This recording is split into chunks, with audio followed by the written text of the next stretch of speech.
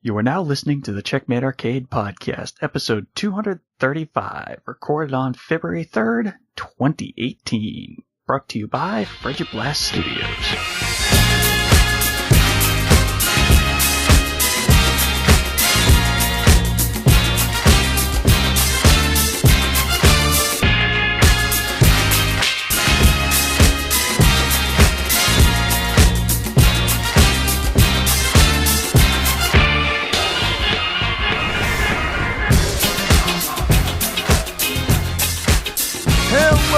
Welcome to the Checkmate Arcade Podcast, your home for quarter munching fun. And I'm busy cooking up some earth, water, and fire to make a delicious dish for you to bite into for this episode. My name is Stephen Boss, the Dark Boss Man. And can I get a reboot on 2018? I'm MSU Hitman Jason Billingsley. Sure. What's up?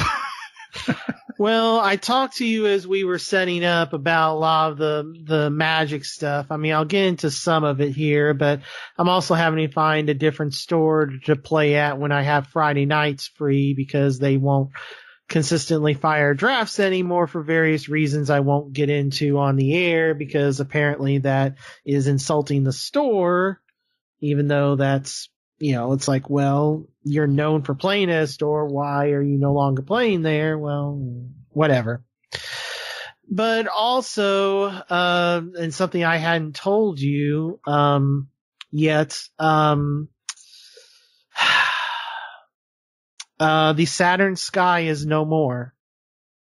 Actually, I did know about that because I saw it on your Facebook page. Actually. Oh, yeah, okay, yeah, because I'm sure Mom tagged me and I responded to stuff and yeah. And I made the one, like I tried out the post where what is this thing called? Stories or whatever? It's on the mobile app. Yeah, because like usually the cosplayers have it on there promoting stuff. I was like, well, I'll try this. Yeah, Stories. It's on the normal desktop one too, but yeah, I was trying to do one of those story things and it didn't really work out super well, but yeah, so unfortunately for those that didn't know that aren't longtime listeners, a little over it's 11 years ago now. If you remember the Spy Hunter, when it got rebooted on PS2, there were 3 different games. The third game was supposed to be based on a movie starring The Rock that was in pre-development but never got made, but the game still did. And to promote the release of that game in the fall of 2006, they had a contest that they advertised on, various places, including the IGN message boards is where I saw it. And it's like, fill out this form and we're going to have 12 weekly winners and the prizes escalate in value to the grand prize to get your choice of car, jet ski, or motorcycle, because that's what happens with Spy Hunter. The car changes. Yep. And I won the grand prize. So after some paperwork going back and forth with Midway and a couple of months for it to because back then the skies and solstices were, it was just like a video game, it was like they were all pre-ordered and, you're waiting for it to come off the line. And after waiting a couple months, the Saturn dealer in Downers Grove, Illinois, suburb of Chicago, paid one way for me to fly from St. Louis to Chicago, put me up in a hotel for the night, did paperwork in the morning, gave me the keys and title, and I drove the car back home. And that was my car for the last 11 years almost. Well, and a good run at least. Yeah, I mean, pretty good. I mean, the thing is, my parents are from the generation that a car is 100,000 miles, it's trash. And that's not how cars are anymore, but that's just how their thinking is. So they've been kind of pressuring this for a while, and it got to the point to where the car had just under 167,000 miles on it, and it had one thing wrong that was stopping it from getting to be able to pass inspection, and two other things wrong with it that needed addressing, and all these things wrong were more than the car was really worth. Yeah. I mean, these weren't exorbitant repairs, but they were all repairs that, got to do all three repairs would be 4 digits. And it was just kind of it got to be it was going to be a bit of a money pit. And plus my license was several months expired. I'd already paid off 2 traffic tickets for expired license. So, naughty, you shouldn't do that. Yeah, I know. But, so I went to where my second job was, went to the Chevy dealer there, and a couple weeks ago I became in possession of a red Chevy Cruze. Huh, okay. Which, I mean, it's a nice car. I mean, it rides what great. Year is it? It's a new one. It's an 18. Oh, okay. So I mean, it's a great car. It rides great. I mean, the big thing is with my parents was that they can never ride in the sky because it's so low to the ground. Hmm. This one is not a convertible. It's a 4-door car. I have 4 doors again. I have a trunk again. So, that's much better off. I mean, it's definitely better for transporting stuff, yeah. Yeah, and also, it ends up, back in the Versus days with Kurt and Adam and everything, I had the hand-me-down Ford Taurus. I had the biggest car. So all the PCQs was me driving. So I had the biggest, newest car. But once I got the Sky, I don't have, I have a 2-seater now, so I can never drive. So for the later stuff, like our infamous Worlds trip and stuff, in our, the Elite Series trip to Nashville or wherever it was where I got Doom Mat, where I won the Doom Mat, all that stuff I didn't have to drive anymore. Yeah. And if I was riding with someone to Magic something, I can't drive. I have a 2-seat car. Now I'm back to having the biggest car. So literally, and yes, that's the correct usage of it, the day I acquired the car was the day I was traveling with a friend and a companion of his to Indianapolis for a Magic the Gathering Grand Prix. So the car got broke in the day I acquired it on a trip to Indianapolis. Well, at least it's not going to break down right away. Yeah, that's true. Got there and back. So, in later years, I had nicknamed the car Rise, the Sky. Mm-hmm. You don't get that reference. That's from Persona.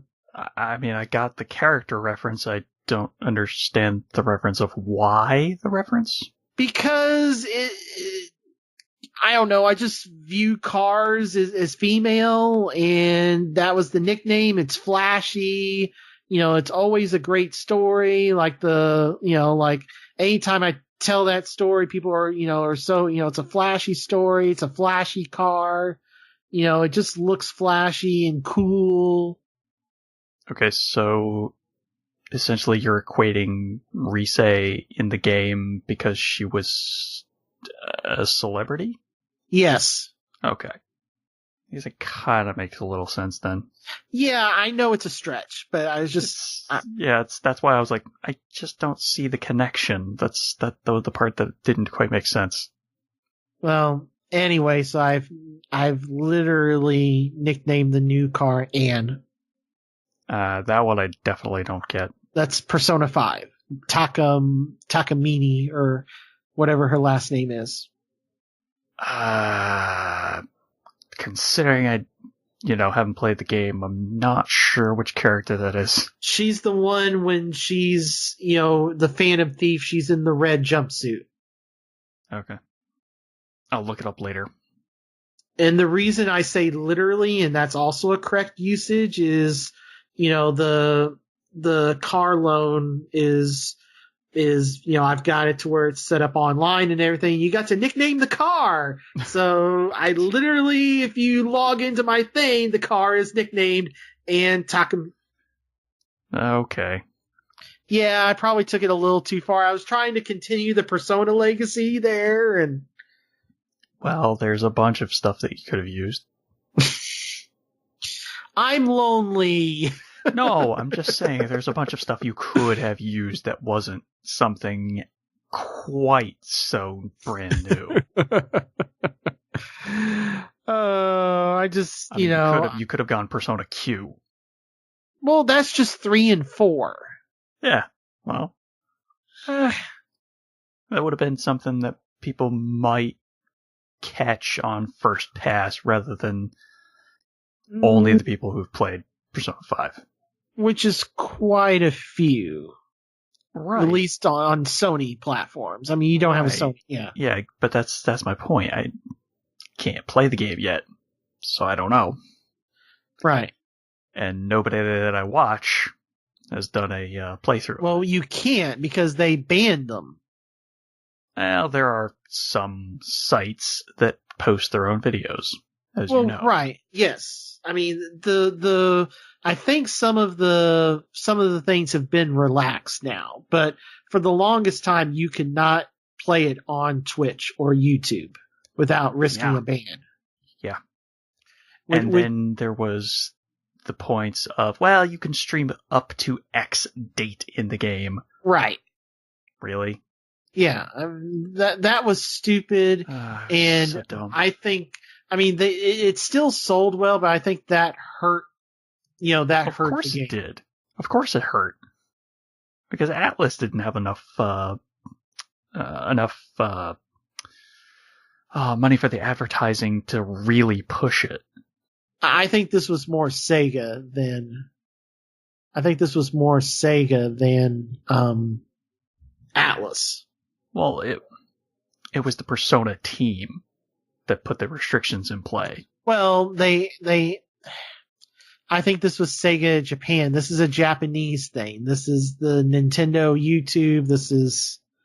Capcom's really the only one that gets it in terms of letting their games be streamed, because the fighting game community would throw a huge fit if they couldn't stream Street Fighter or whatever. Yeah. So, I mean, that's one thing that Capcom is up on, but, Konami and Nintendo and Sega, they're behind on a lot of this stuff. And I just think that's always been a Sega Japan thing and not a Atlas thing. I don't think Nintendo's quite as bad in the same way. They're backward in a different direction, though. Well, they go backwards in the fact that you have to contact them to even post the videos legally. Right. Oh, and here's the other thing that I just found out, because I did not realize this. What? So going back to the NES, every Nintendo system that had cartridges, the save would be on the cartridge. Right. That is not the case anymore. On the Switch, the saves are to either the internal or to the internal memory. They are not to the cart, even on physical games. Oh, you didn't know? No, I assumed that it was like. Oh, yeah, no, they haven't done that in a while. Well, no, even this is the first time. No, on 3DS, they're on the cart because there's the whole. They're not. Yes, they are. There's actually files in the saves that stay on the system. But the files are on the. I mean, there's extra data, yes, but the core saves are on the cartridge, because the whole thing is, if you buy a game digitally, you had to download that app to transfer the file from the save file from the cart to the digital copy. Well, I think that was for anything you bought digitally, on top of the fact that it would also transfer your saves. Well, it was a game by game. It was an app. You had to put in, like, you would start the app and then it'd be like, put in the cart game, and then it would read that, and then it would read that the download game was on your system. And then I never did this, because I always, unless something was on super sale, like a Shin Megami Tensei or something, or I got it free like Donkey Kong, or it was something that was digital only, like all the Ace Attorney stuff, then I always bought physical. Right. For that reason, because, 3DS, well, I don't know, but yeah, Brian Altano had this come up, and that's why I started researching this, and I was just like, man, it stinks. I thought that was the whole reason I was buying cartridges, and so the save file would be on the cartridge. No, it's just so you can save, install. Yeah, because it doesn't have to install quite as much. Right. It still has to install stuff, but not quite as much. Yeah. That's something that doesn't quite make sense to me. But anyway, so you went to the Magic tournament. Yes. So a couple, well, it was 2 weeks ago now from the recording of this was the one of only 2 Grand Prix this year. They're within a decent driving distance of St. Louis, and this was a team sealed Grand Prix on the release weekend of Rivals of Ixalan. Okay. So for team sealed, you have a team of 3. You get 12 packs, and you have to make 3 decks. Okay. Oh, so wait, so it's not actually a team of 3 people? It's just one person? No, it's a team of 3 people. Oh, okay. You are a team of 3. You play against a team of 3. Whichever team wins 2 out of the 3 games wins the match. Right. Okay. So, like, you have A, B, and C seats. You are X team. You have A, B, and C seats. You play Y team that is also seated A, B, C. A, B, B, C, C play, a normal best 2 out of 3 game of Magic. Right. Whichever team X or Y wins 2, if X and Z win, or A and C win from Team X wins the match. Right. Even if the B players aren't done yet, it doesn't matter. Okay. This has been a fairly new format in the last couple of years, but it's also being expanded upon because not this Pro Tour that's going on currently as we speak, but 2 Pro Tours from now in the summer, that is going to be back to the Team Pro Tour. They used to do this back in the old days, and they're back to doing it again. The one for the core set in July, the Pro Tour there, is going to be a team constructed event. So they're going to be standard, modern, and legacy. Oh, so they're finally coming out with another core set? Yes. Yeah, they're back to doing core sets again. That comes out. So Ixalan ends with this set, and then you have the Return to Dominaria, which is basically the beginning of Magic. For the first 10 plus years of the game, everything took place on Dominaria. And then they started, exploring the other realms. That's where your Innistrads and Phyrexias and all that stuff started coming in later. But the core of Magic was always Dominaria. But they haven't been there in over a decade. So this spring is the big return to Dominaria. And then we have a core set in the summer. And then we have no idea what the fall set is yet. They have not said. Right. Okay. The big thing is that Wizards is no longer, it used to be Wizards would have 3 sets in a block. Like the story would always, there would be 3 sets where the story was focused on. Right. And then they changed that a couple years ago to okay, now it's only 2 sets. The story will take place, there'll be 2 sets that the story is focused around. Now it's all single sets. But, if the story dictates that they stay in an area, they'll stay in the area, but basically it eliminates with Rivals, for example, when you draft Rivals, you get 2 packs of Rivals and 1 of Ixalan. And then in a sealed, you get 4 packs of Rivals and 2 of Ixalan, because you would have big set, small set. They're getting rid of that now. Everything's a big set. Okay. Which is kind of funny because they figured out a way to fix the big set, small set problem by reprinting commons from the big set in the small set. So they figured this out right in time for them to do away with the whole big set, small set thing. Well, Yeah. sometimes that happens. So I did not do well, at either of the major tournaments at GPND, sadly. I did sell a whole bunch of Versus cards and make a bunch of money, cool stuff. Got a bunch of Versus cards from me and I made some money. And I acquired some Magic cards, through trade and stuff that they're not easy to acquire in St. Louis. So. Okay. I had fun playing, but didn't have fun with the results. And given, how sad I was at losing the Sky, and then kind of this drama that's been developing, as we got ready to record this and trying to find a new place to play Magic. And it's just, 2018 has been kind of a bummer. It's had a rough start. Yeah, it's had a rough start. So let's just say the Chinese New Year begins the official 2018 year. Okay, yeah. So I think that's like a week away or something like that. Okay, something like that. All right, that'll work.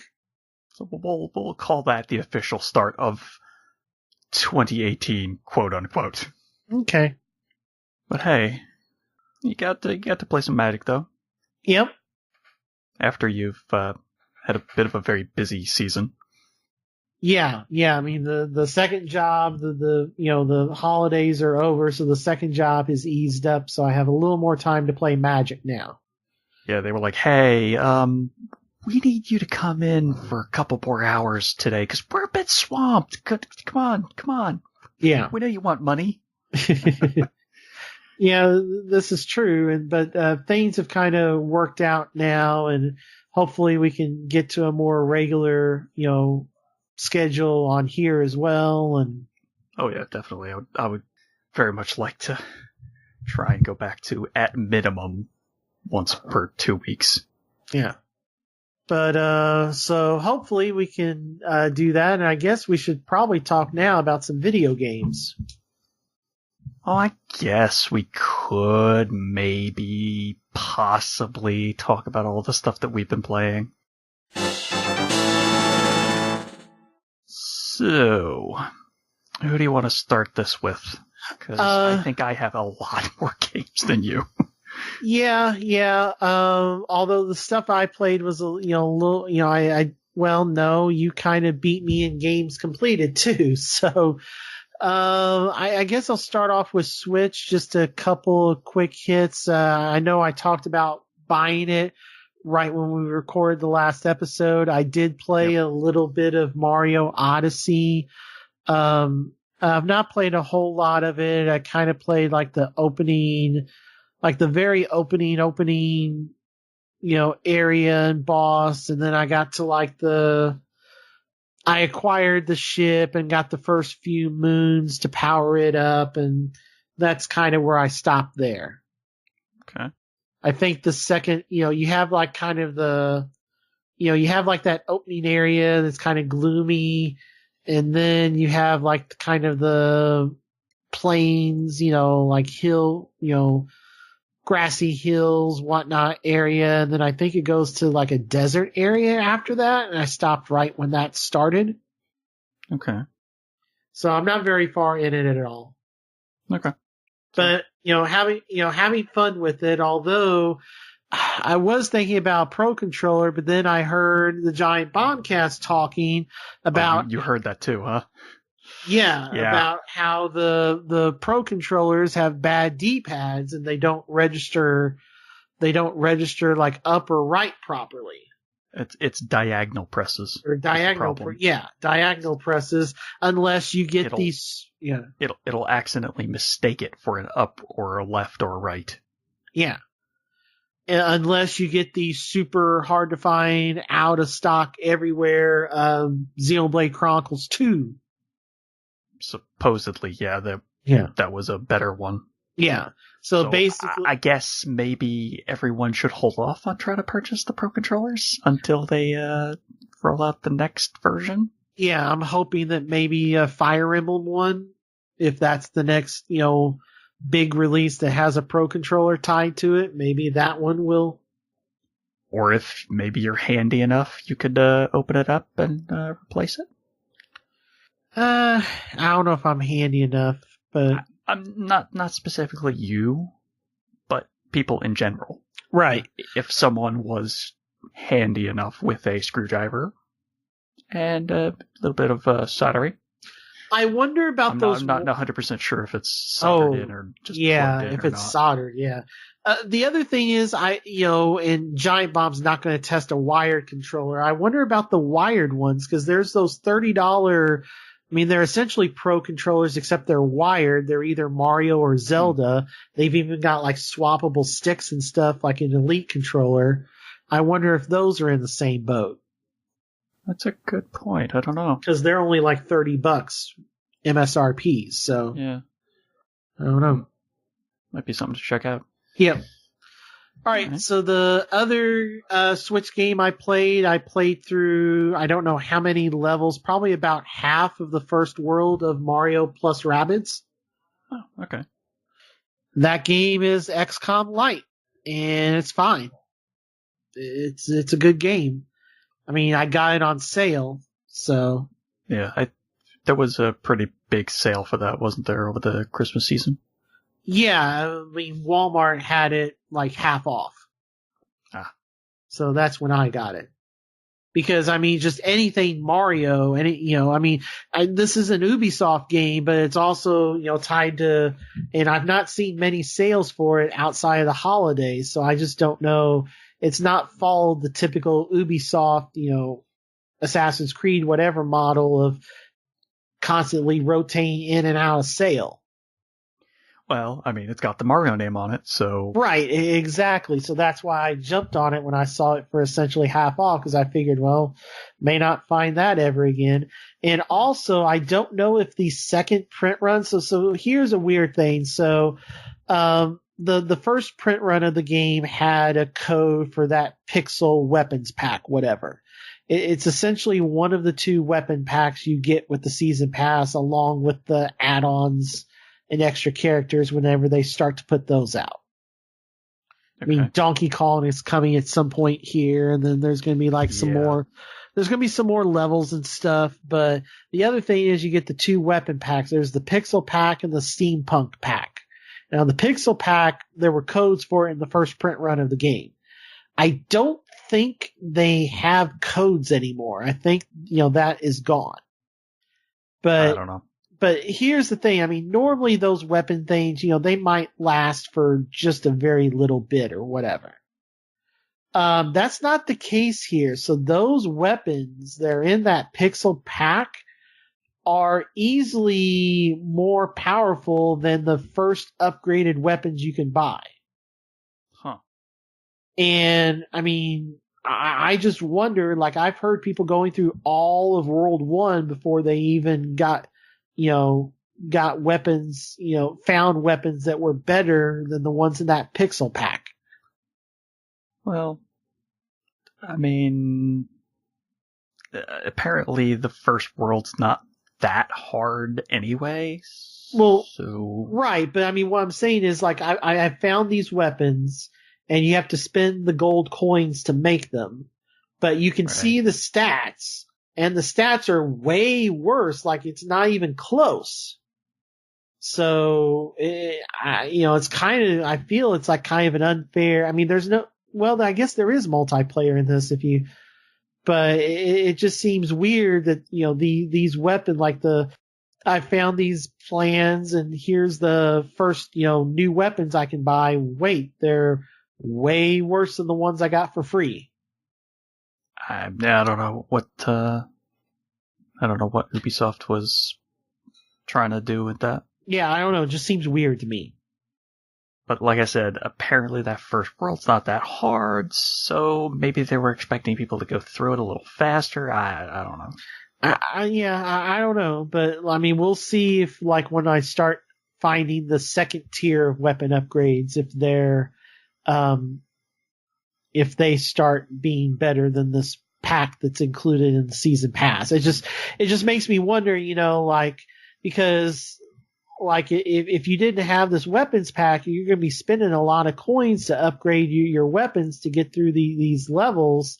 It seems like, like if you or Sky or whomever started this game now and didn't have those weapons, it seemed like I would have an advantage over you in terms of the progression, because you would be having to spend coins earlier to upgrade your weapons versus what I'm having to do. Like right now, I'm just banking these coins and like, well, we'll see if the second set of upgrades are actually better. But I have nothing else to spend these coins on, so I'll just bank them. Yeah. It just seems like, I am having an easier time through the game than a newer player would that didn't have those. Yeah. I don't know. I don't know. Just seems a little weird to me. Like, granted, I mean, there's always like, pre-order bonuses and weapons or whatever, but usually, it's like, okay, these are better than your starting ones, but the first time you can get an upgrade, they're going to be better.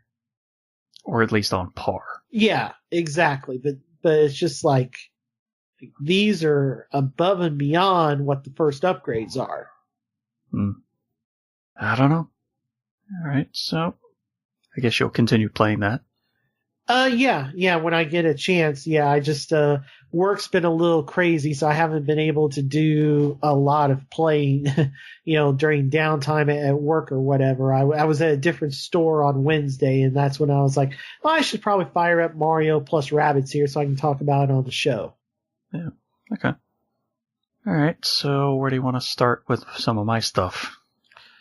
Maybe Call of Duty, because then I can piggyback at the end. Okay. All right, so I finished up the single-player campaign for Call of Duty World War II. As have I.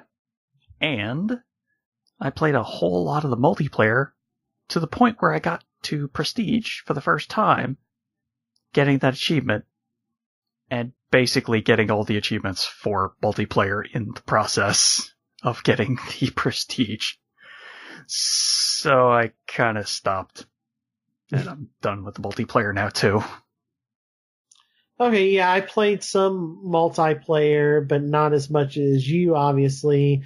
And at one point, GameStop, with various bonuses, was offering $48 in trade credit for it, for the Xbox copy, and I paid $51 for it, so...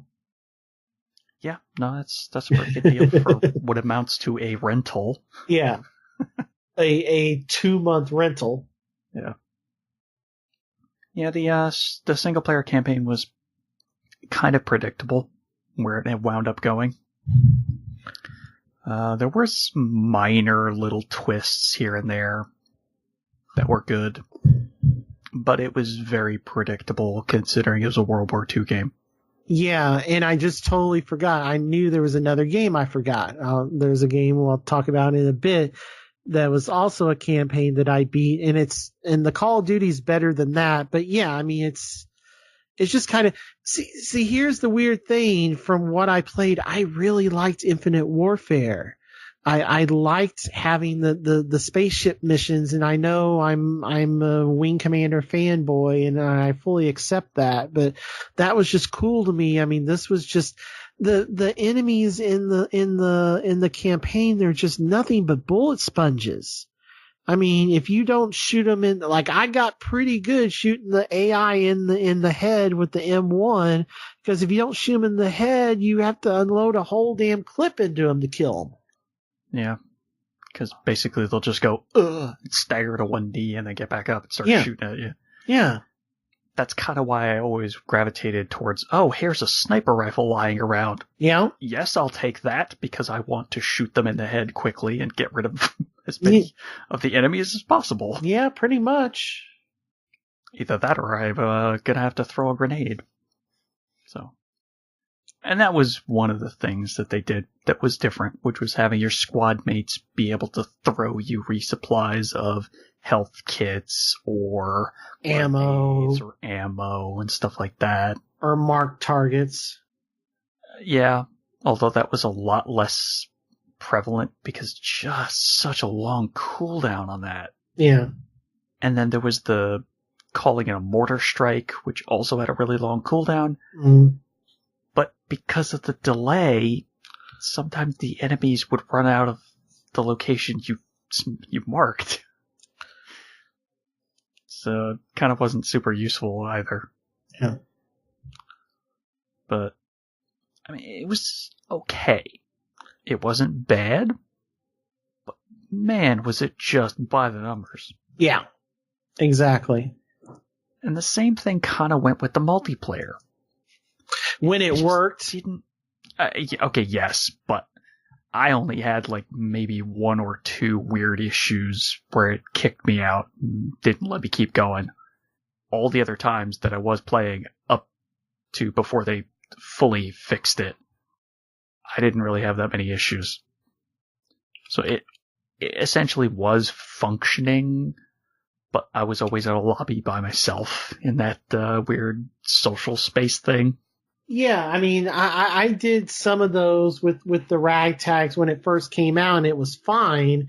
But then when I got into some other games and, work was busy, all I would hear is about how the public space was broken, and now you don't even have to go into it.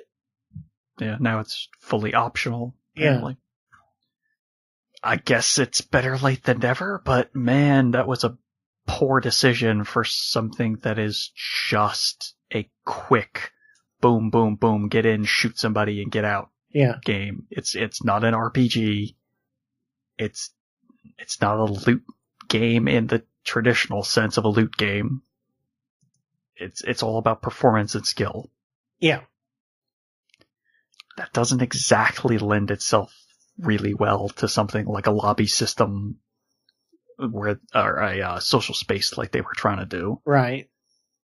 It was an interesting idea, but boy, did it not work right. At least at release. Yeah. And for the month and a half that I was playing it. So, yeah, I just, as soon as I prestiged, I just did not have the oomph to keep going past that. Because there was no more achievements for the multiplayer that I wanted to do. I wasn't going to touch zombies with a friggin' 10-foot pole. Mm-hmm. So, yeah.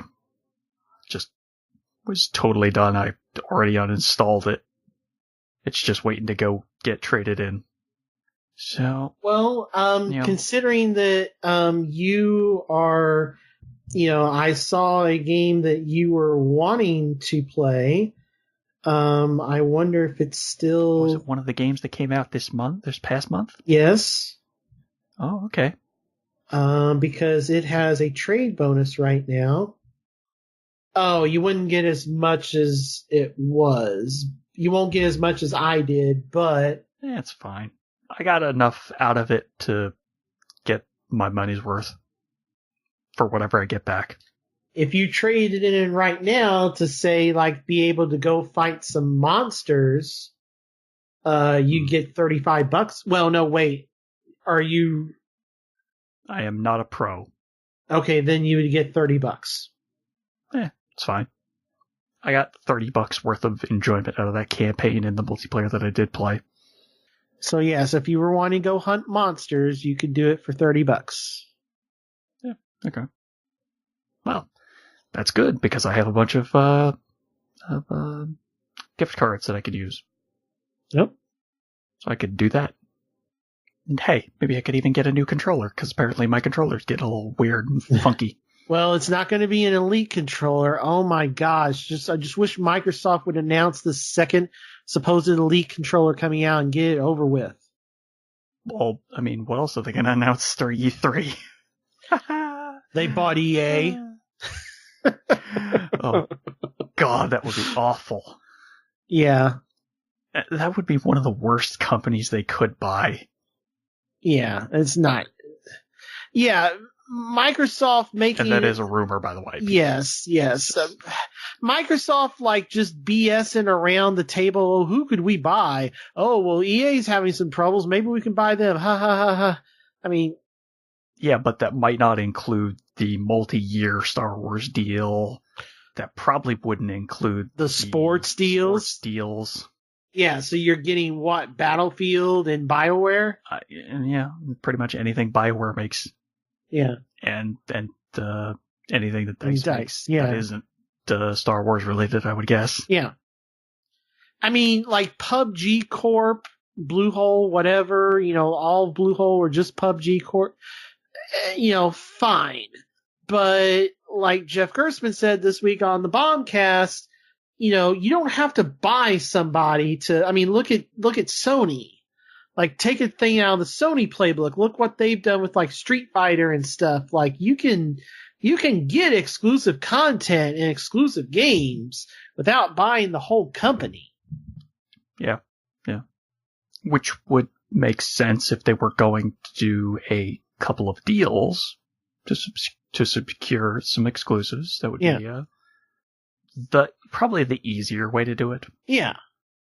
Because, I mean, you're just doing the repeating cycle of, let's build up a bunch of studios, and then like 5-10 years later, we're going to sell them all because we're not the number one console anymore. So we have no idea what we're going to do with them. So, Yeah, so goodbye, makers of Halo Wars and Age of Empires. Goodbye, Lionhead. Goodbye, this and that. And well, I mean, to be fair, Lionhead was having a lot more troubles before they got shuttered.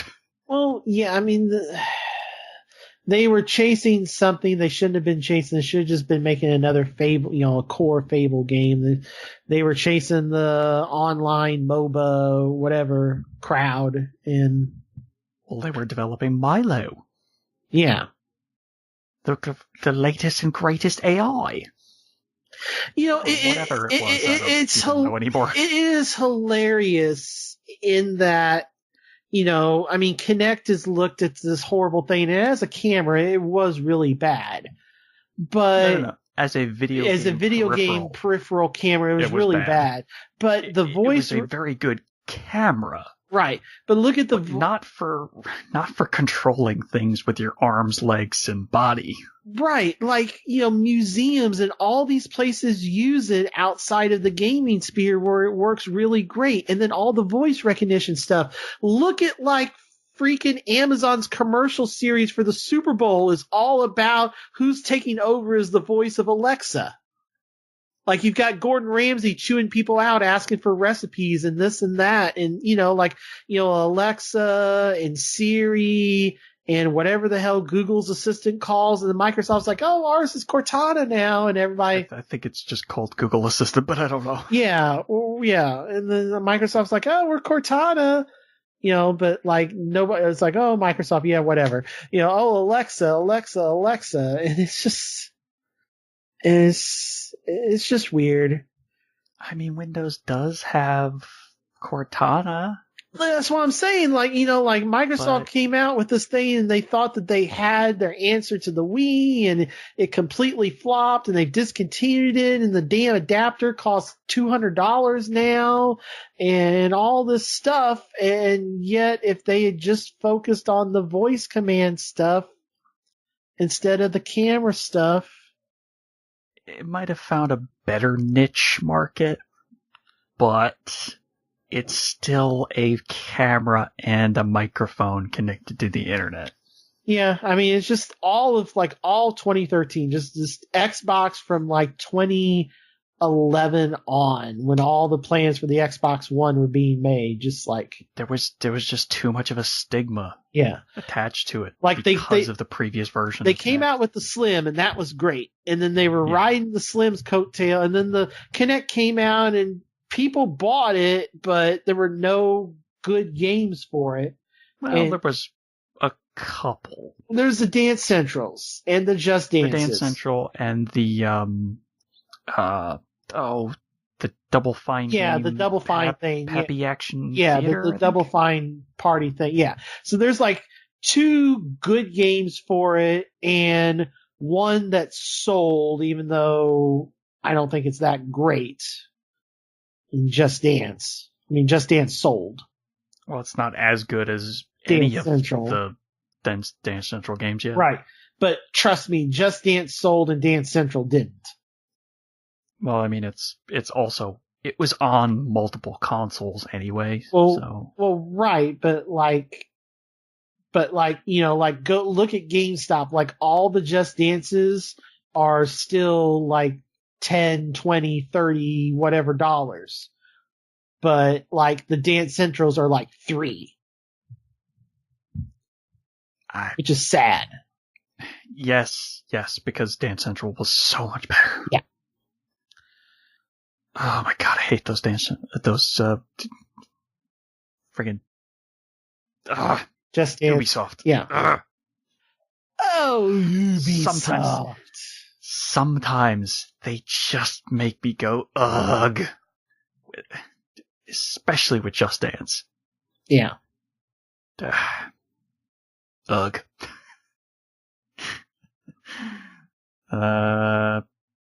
All right. I don't even remember what the heck we were talking about now. We ended, we were in Call of Duty multiplayer and something. And then somehow we got to Just Dance. Yeah. Okay. Weird tangents around. Yeah. Sure. I don't know what you want to go to next yet. Well, I guess I could say the game that I remembered, because I knew I forgot something when we were getting ready for the show. I rented, because family video is a thing, I rented Star Wars Battlefront 2 and beat the campaign. Okay. Boy, was that a letdown. Yeah, I can imagine, because apparently the campaign's going to keep going. Well, no, they added with the free DLC. Well, they added on like a epilogue mission, which I haven't played yet.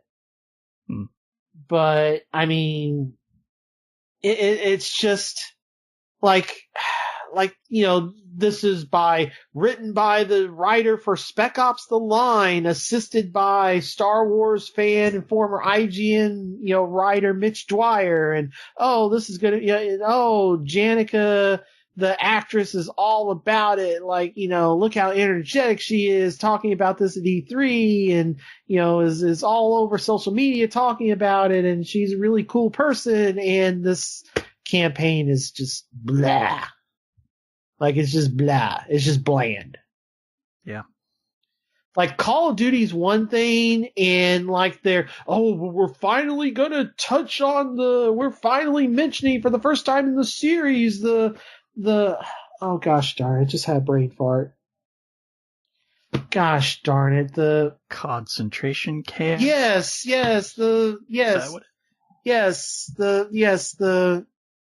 all the anti-Jew stuff. Yes.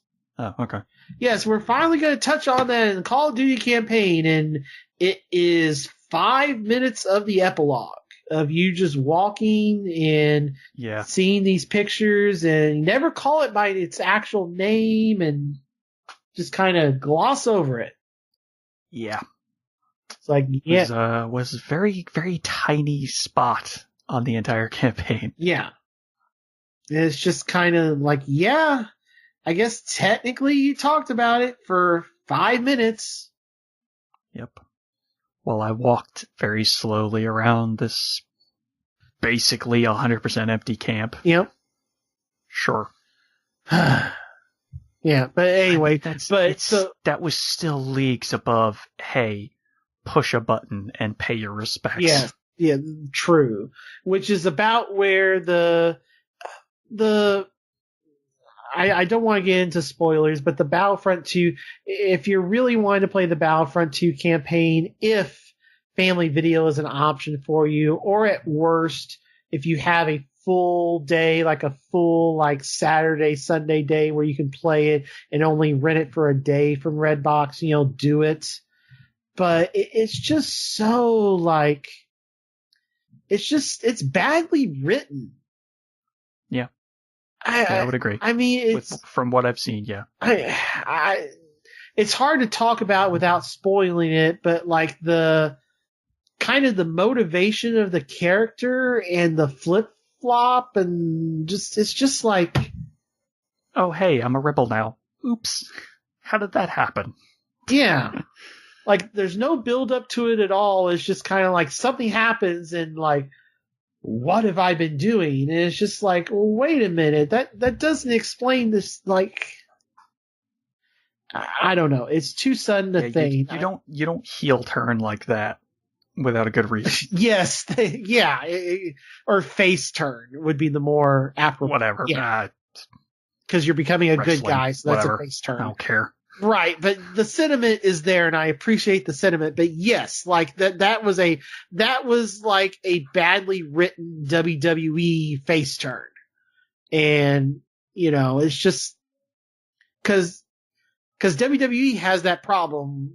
Not to get off to, they have a hard time writing good guys, and they do a really good job writing bad guys, and it just didn't work. Like it was just like, oh, boom, I'm a good guy now. It's what? As if anyone would trust them? Yeah, especially all of these key figures of the of the resistance. Like Leia is like, oh yeah, cover my back. Lando, hey, I mean, I get the one stage where you see Luke, that one kind of makes sense, but that's not... Yeah, because he would be able to tell from the Force powers. Right. Like, okay, you're probably not going to do anything to me. Right, and they had like a common goal in this level, but like that's never brought up. Like the people that this affects never bring this up. Like this is never like discussed on screen between like the major players. The guy just pretends it didn't happen. I don't know. It's just badly written. Yeah. I mean, I got the achievement points for it. I played through it. And the cool thing there was rumored that they might do, they didn't end up doing it. So I was like, okay, whatever. Now, I've not seen Star Wars yet, so don't spoil anything, please. And this isn't a spoiler. Trust me, I haven't seen it either, so. There was then I don't even want to say this then. If it doesn't include the weird animals that I've seen people posting about, then yeah, probably not. Okay. I only just last month, no, actually that was the very end of December that I watched Rogue One. Right. Yeah, I still need to watch that as well. So, all right. So basically, that was an interesting movie. This is the first Star Wars game since the reboot, and everything but X, Y, and Z is no longer canon. Like all the old games are no longer canon. This was the first canon video game story. There was a rumor that they were going to do something really significant with it, and I was kind of stoked about it. I was like, well, this will be kind of cool. And then the campaign was badly written, and that rumor ended up being false, and I was just like, eh. Well, they were probably trying to do something, but may not have gotten approved to do it. I guess. So I don't know. They kind of hint at it too, and then it ends up not being true. So that's even the worst thing. Is like, because that's where people got this rumor from, and then ended up not being true. So. Okay. But yeah, so I mean, I beat it, and then it's kind of like, and then the multiplayer's so screwed. It's just like, well, I'm never touching this, and I don't know anybody that's playing it. Well, I listened to a couple podcasts. There's one person on one podcast that I listened to that plays it. And apparently he enjoyed it. Okay. So, yeah, I don't know. I'm not going to disparage him for it. Yeah. I mean, that's fine. It just seems like it's just such a grind fest. Yeah, it just doesn't seem like it's fair. Yeah. So I wouldn't want to give them any money for the game itself. Right, which is why I rented it. Yeah. All right, so where do you want to go from there? I guess I'll finish up Xbox real quick. I've played some more in Madden 18 Ultimate Team.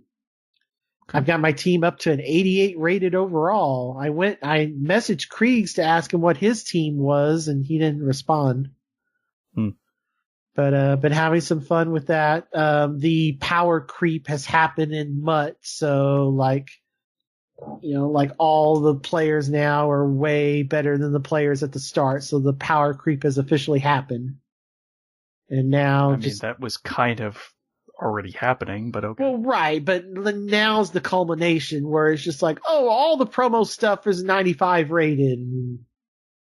Like, you're getting free players that at the start of the game, like the very first thing you could do in the solo challenges is like beat these 80 solo challenges and get this 86 rated player.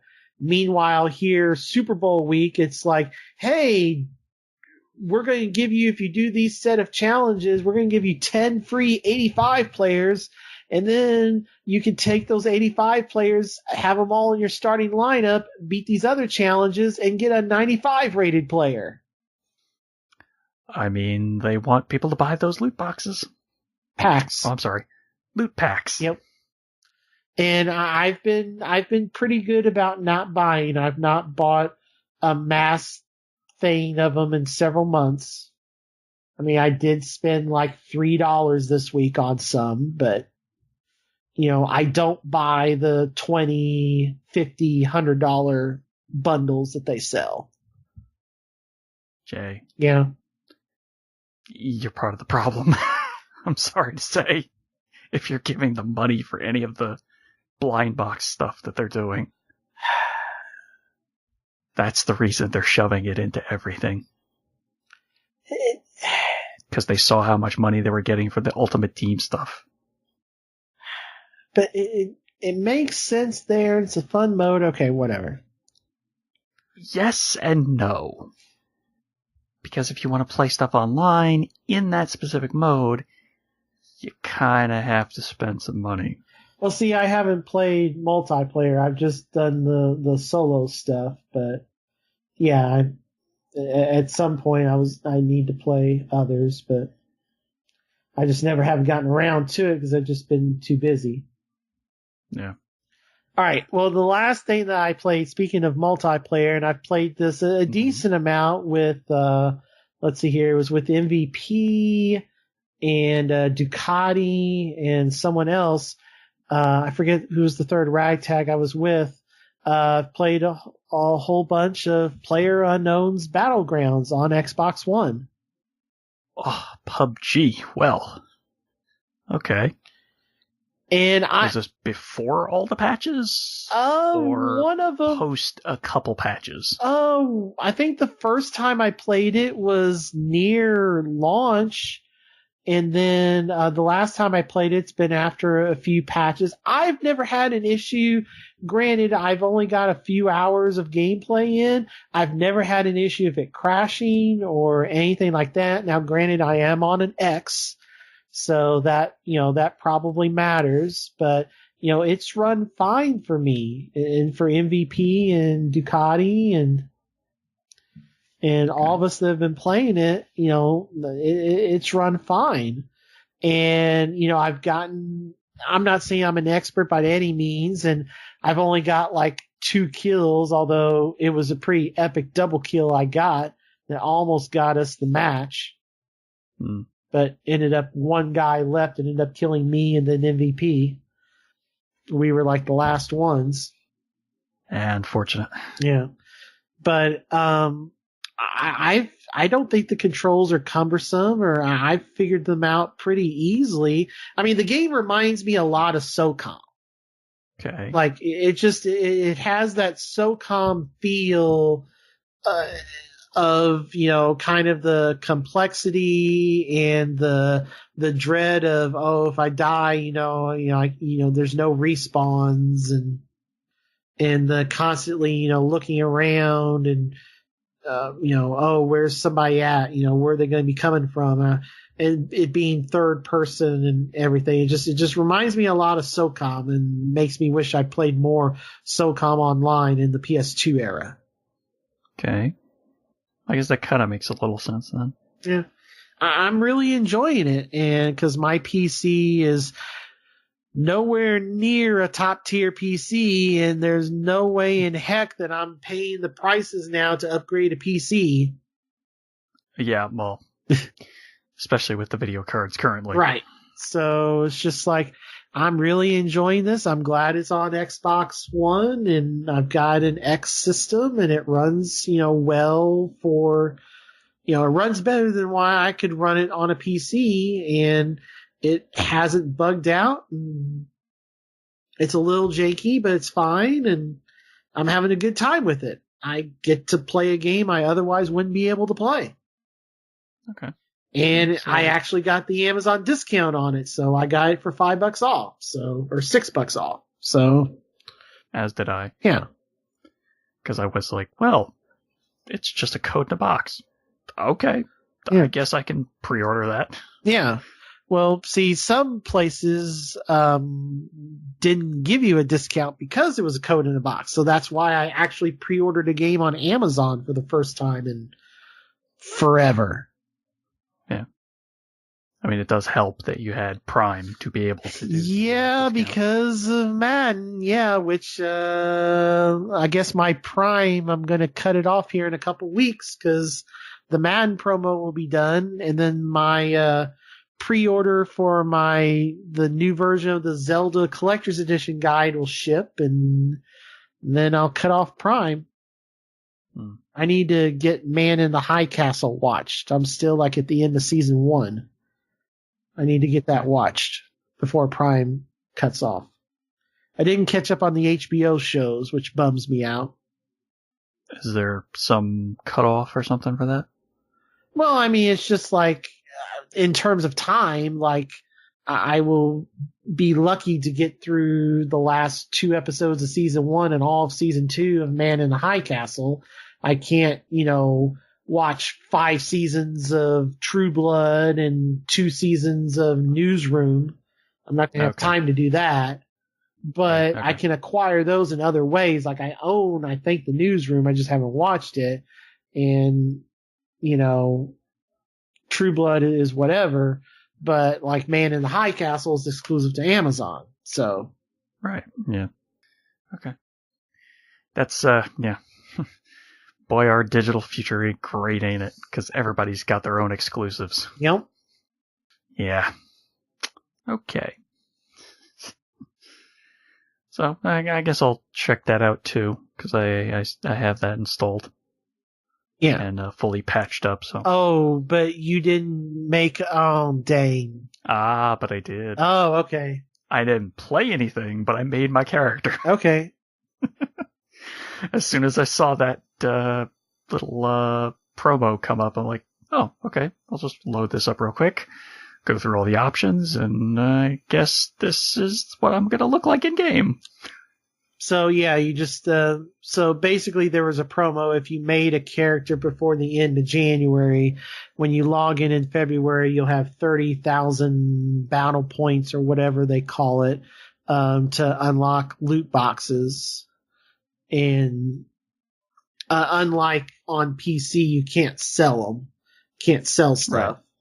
I mean, you can sell it back for a piddly amount if it's a duplicate or whatever. Right. But, I mean, it's basically just customization stuff. But you'll only be able to unlock it because each box you buy, like, makes it cost more. So like the first box in a week costs $700, and then the next one's like $15, and it just goes up and up and up, till 8. It just basically doubles each time until like 8,000. And then after that, it'll be like, oh, you can't buy any more for a week. So you'll be able to like buy 4 or 5 boxes, and then you'll have like 8,000 points left, and it'll be like, you can't buy any more. You'll have to wait a week before you can buy more. Okay.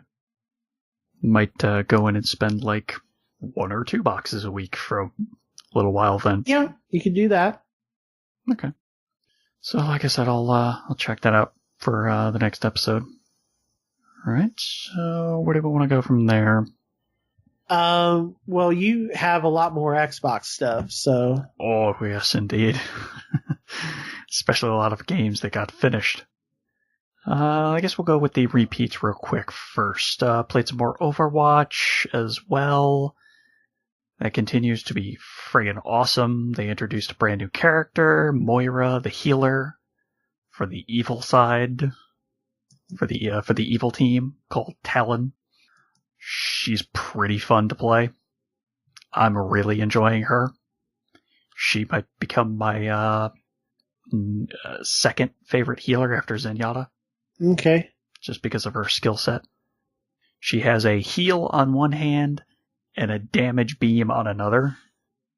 And you have to alternate because your heal beam uses up a resource that you can only regenerate, except the majority of it, by actually doing damage with your damage beam. It does generate a very small amount of heal energy over time, but it's incredibly slow. So you're incentivized to do a little bit of damage to fill it up much, much faster. Plus, the damage beam heals you. So, bonus. You can actually survive a little. And then she also has like this teleport move, which is a quick little get out of jail free card, but has a long enough cooldown where it becomes, you can only do this like once every 10 seconds-ish. So you're not going to be able to spam it, kind of thing. So it's pretty fun to play, though. They had their winter Christmas season event as well. They added a new game mode for that one as well. It was called Hunt the Yeti, where you got the Winston Yeti costume as the Yeti, and then a cadre of 5 or 6 Mays running around trying to freeze the Yeti to capture him. And it was pretty fun. It was a funny little idea. The objective for the mode is capture Winston, or if you're playing as Winston, to defeat all the Mays. To help you with that, scattered around the map was a bunch of stakes. Okay. Like meat stakes. Yeah. So you would hop around the map with Winston's jump ability, grabbing whichever ones had just spawned, and then if you got, I think it was 3 of them, you transformed into, you got your ultimate out of it. So you basically became incredibly powerful, and all the Mays would have to run away from you until it was over. However, in reality, most of the time it was the Mays were going to kill you before you got that far. If you were playing with playing against some competent players. Or if you were playing against a competent Winston, he would pretty much stomp you as soon as he got the Primal Rage. So, it was still pretty fun. I got the achievements for it.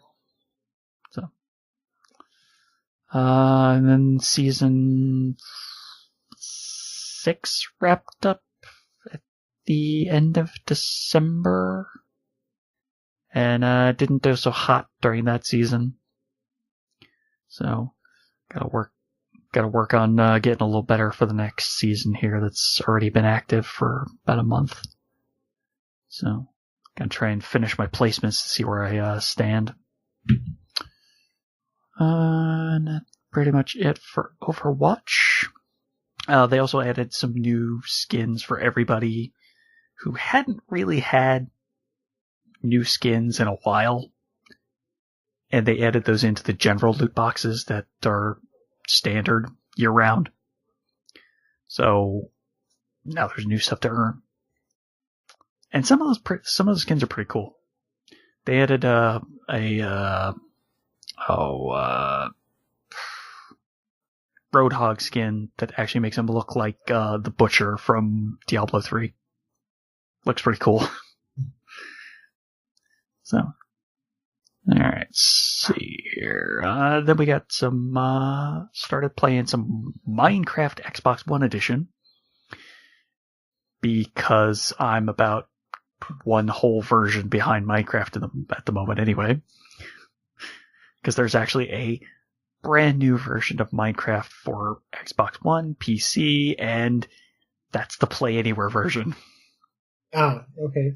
but I'm playing the Xbox One exclusive version, which was designed specifically for Xbox One, which has the slightly expanded map sizes and basically has all the updates, I think, up to the point where they included parrots. But that might be the last thing that isn't in this version. And I've just been trying to go through and complete the achievements that are all basically single player based for that. I've essentially gotten up to the point where I'm acquiring diamonds now and need to find way more diamonds to progress.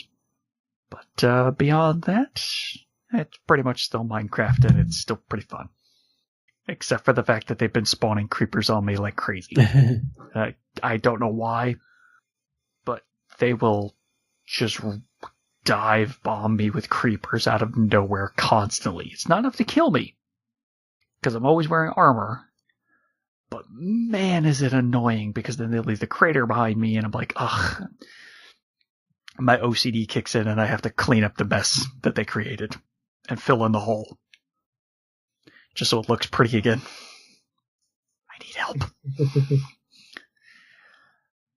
But something that wasn't clicking off my OCD, because, well, there really wasn't much OCD to click off per se in it, was Hand of Fate. Yay!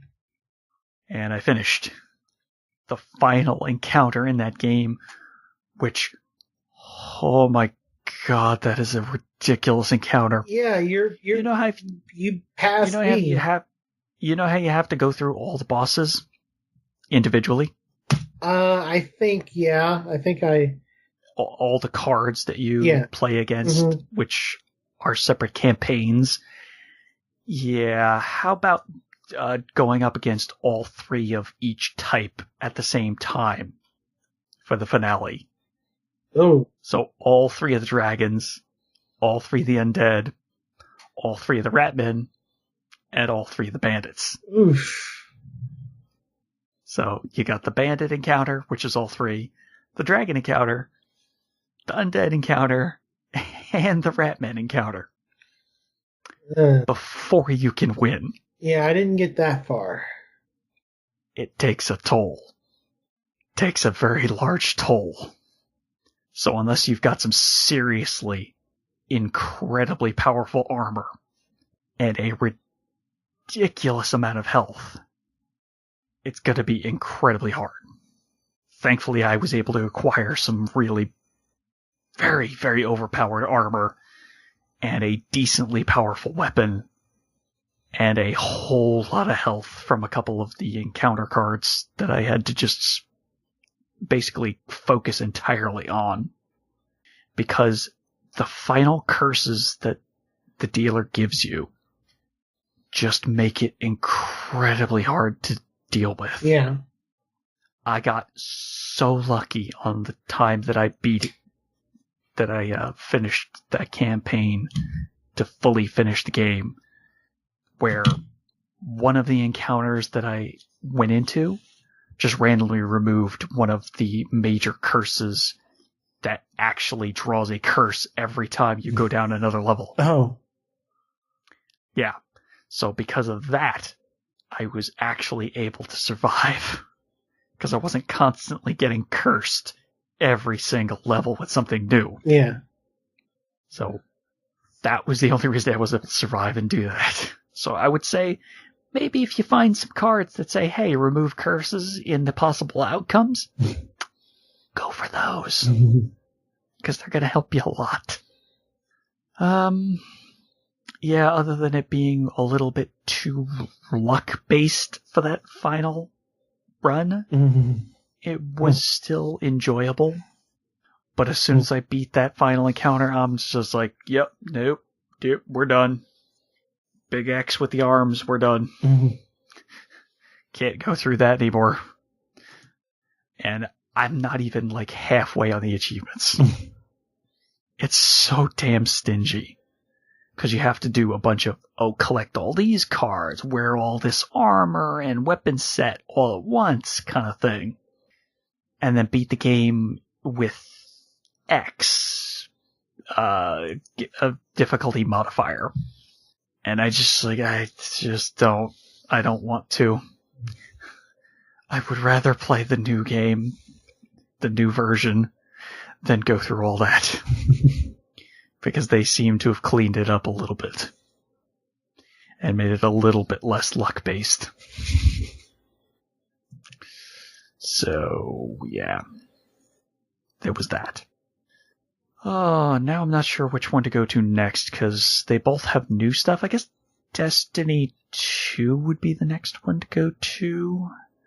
Because it is technically a repeat, even though at the beginning of December they released the Curse of Osiris DLC, which added on maybe 3.5 hours of story. Okay. Give or take. Like maybe about 3.5 hours worth of story missions. I personally enjoyed the story, even though I've heard a lot of oddly negative stuff about it. I kind of enjoyed where it went and how they introduced Osiris and what they did. Did I absolutely love it? No. But I enjoyed my time playing it.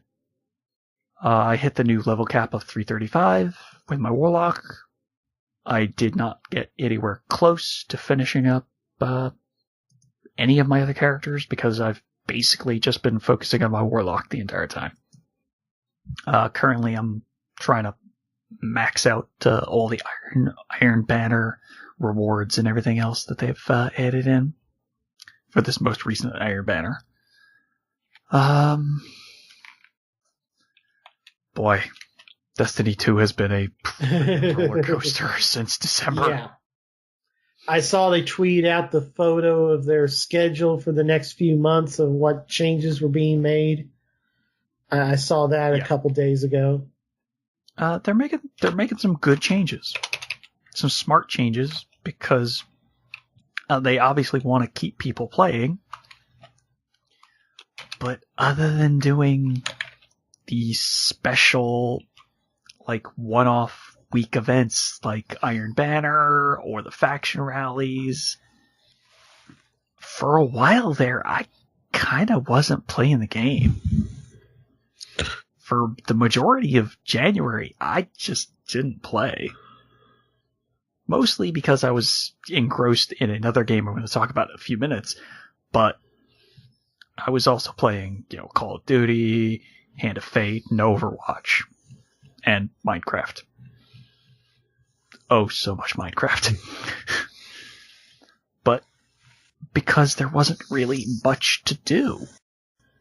Yes, they added in at the midway point of December the Masterwork weapon system, which basically if you get a double kill with the weapon and it's a Masterwork, it drops an orb of light, which gives you a little bit of super energy charge. So you can potentially get more supers out of it, but that's not really enough to make the weapon unique. Yeah, it can potentially add a little bit of reload speed, a little bit of handling speed, a little bit of stability, or a little bit of range. Doesn't really make the weapons that different, though, which is unfortunate.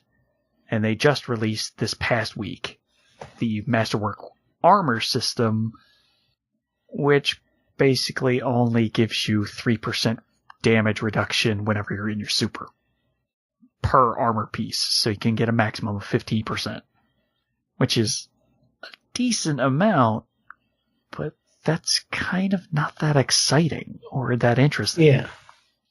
So thankfully, with what they've released on what they're trying to do and what they're trying to do with the updates, it seems like maybe they're going to shift it over into the direction where they should have kind of been from the start back in September.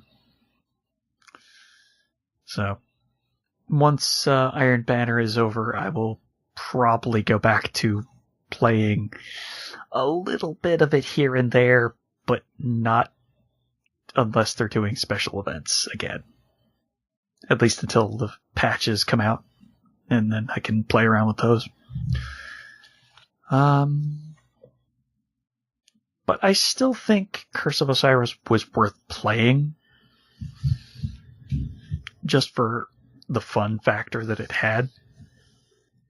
So I would still say people should play it, because it is decently fun. And hey, if you want to go through it, I'll more than gladly load up one of my characters and run through it. Okay, because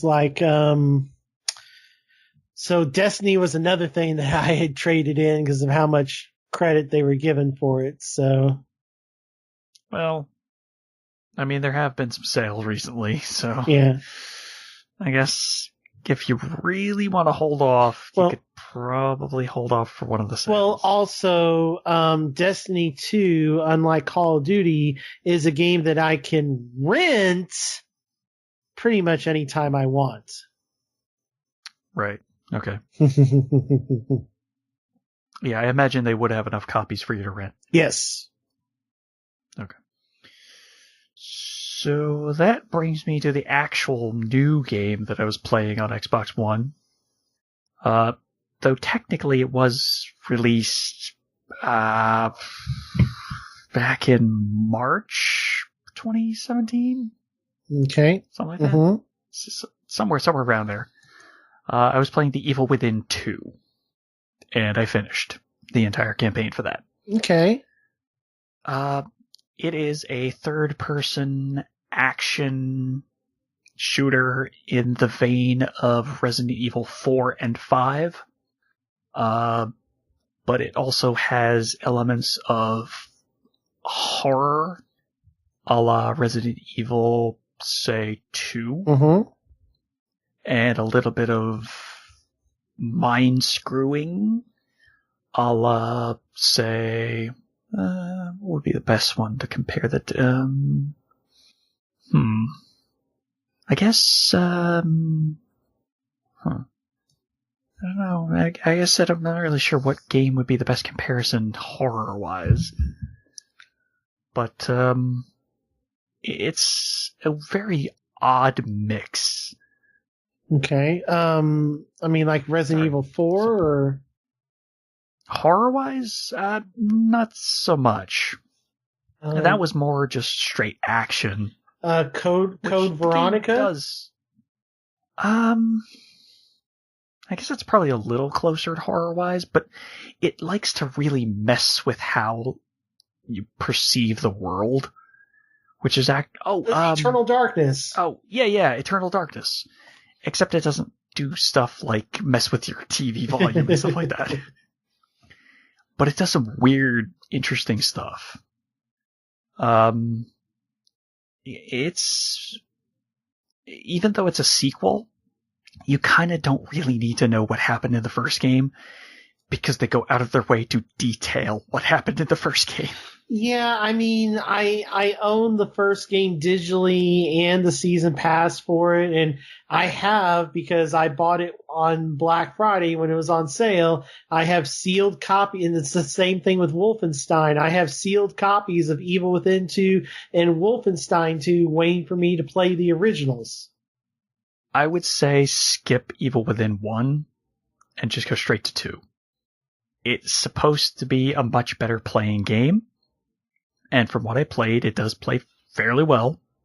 However, the one thing they didn't take away from the Resident Evil 4 and 5 style of gameplay was how good the shooting felt.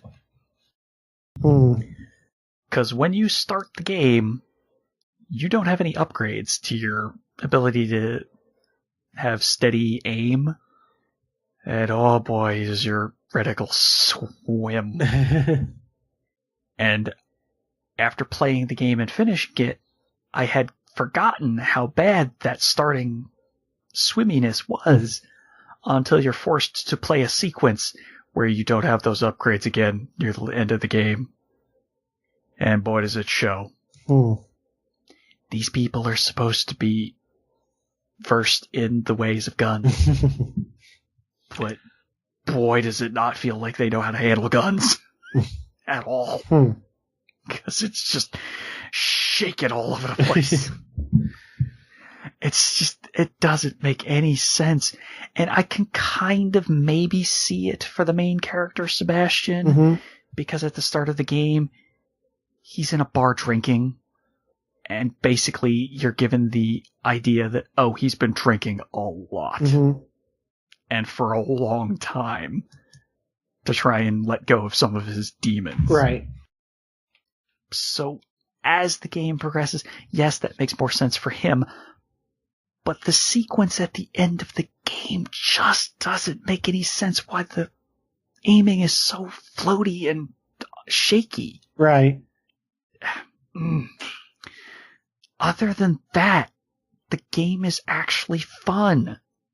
It takes the Resident Evil 4 playbook of a whole lot of weapons, and you actually get an inventory that is way larger than Resident Evil 4 or 5, because you're not restricted on what kind of weapons you can carry through a inventory system like that. You're just limited on the amount of bullets and the amount of healing herbs and stuff that you can carry. Okay. So you can carry all the guns with you at once. And there's even different permutations of guns. Take the handgun, for example. There's the standard handgun, there's the laser sight handgun, and there's the silenced handgun. And all three are different in various ways other than the fact that there's a laser sight or a silencer. The silenced one does a little bit less damage. The one with the laser sight zooms in a little bit more. The standard one has the standard zoom. So sometimes when you're in an up-close fight and the enemy is right next to you, you don't exactly want to have your zoom going in too far. So that's when you'd want to switch to something like the standard handgun. And the weapon select menu is fairly decently laid out, so it's pretty easy to swap between the various weapons and different weapon types. The weapons don't really get too crazy. It's all mostly standard fare. There's a whole lot of secrets to find, hidden all over the place. There's various documents to read to fill in some of the backstory of why you're running around this town called Union, trying to find your daughter. And that's about all you really need to know about the story, because the rest of the story will take care of filling in on any of the backstory of what the heck happened in the previous game, because they go into excruciating detail in some spots. But it actually fits with the theme of the game, which is Sebastian is very haunted by what happened in that first game. It weighs on him very heavily. And that's on top of the fact that his daughter is quote-unquote dead. Only, oops, she's alive. Which you find out in the first cutscene. Well, actually, in the trailer that they played at GameStop, they said that too. Yeah. So she is, for some reason, inside this town called Union, so you're sent there, and that's all I'll say about the story per se. It's a fun little roller coaster. I definitely enjoyed the story. And if it wasn't for the oddness with the aiming, I would instantly recommend that a lot more people pick this game up and play it. But as I would suggest, you're probably going to want to upgrade your aim, your steadying for your aim right off the bat, because you're going to do a lot of shooting. So even if you don't do what I did throughout the entire game, which is you actually have the option of crouching and stealthing your way around to sneak up and execute all the enemies that are in the game, except for a small handful, which can sometimes take 2 or 3 stealth kills to kill. Except for those enemies, pretty much anything will die with one stealth kill. Even if you've upgraded your melee damage, which does increase the damage you do with your stealth kills, sometimes it'll take like 2 stealth kills to kill some enemies. You'll know which enemies it is because they're a little different than the main enemies you'll face. Right. Okay. But I kept going. I don't want to waste my ammo because my ammo is scarce. What if I have to get into an actual fight later? So I spent 40 hours stealthing my way through that entire game. When you could beat it in like 6 or 7 hours total. If you want to speed run it. Okay. You could probably comfortably get through that game in like 10, 12 without doing the insane stealth that I was doing. I was stealthing up and triple stealth killing some of these enemies just because I'm like, I don't want to lose my health. What if I need a health pack? And I only have 27 health herbs that I can craft healing stuff with. What if I have to go and heal? I don't want to use them all up. So I obsessively went out of my way to stealth through almost every single encounter you could stealth through. So, other than the slightly swimmy aiming and my own penchant for stealthing when I really shouldn't have needed to stealth through everything, and also some of the backtracking that I did to find a couple of the collectibles. Other than that, there's really only the downsides to this game was I experienced a couple bugs during the exact ending of the game. I experienced some bugs, and that was odd because I actually watched someone play it and they didn't experience any of these bugs. So I'm not sure what happened there. Right. I've had those frustrations with you many times before. Well, Dragon Age and like Life is Strange, and I seem to just be super lucky with finding bugs somehow. Yeah. And I don't know why. So after the credits, there's an extra scene. My screen was black the entire time, even though I knew the scene was playing, because the music was playing over it. So I'm like, how come you're not showing me the scene that I know I'm supposed to be seeing? And then the post-stinger, because there's 2 post-credit scenes, that showed up fine. So I don't know what happened there. And then also, I thought the game fully freaking bugged out on me and screwed me on some achievements that I was supposed to have gotten. Except 2 hours later, as I'm playing a little bit of Destiny to do some of the weekly stuff, I'm getting pop-ups for achievements now all of a sudden. And they were all for Evil Within 2. And I don't know why it took that long to pop some of them. It was weird. But then I looked, and they were all unlocked. So even the ones that didn't pop up were still unlocked for some reason, but just didn't show up. Which was really odd. So, the game did some weird stuff for me. It was still fun, yes. And I still enjoyed it, especially because of the story. The story was very fun. It does get a little cheesy now and then. Especially when you're talking to Kidman.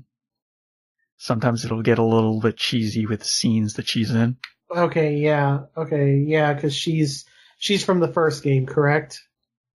Yes. Okay. And she plays a pretty big role in this game too.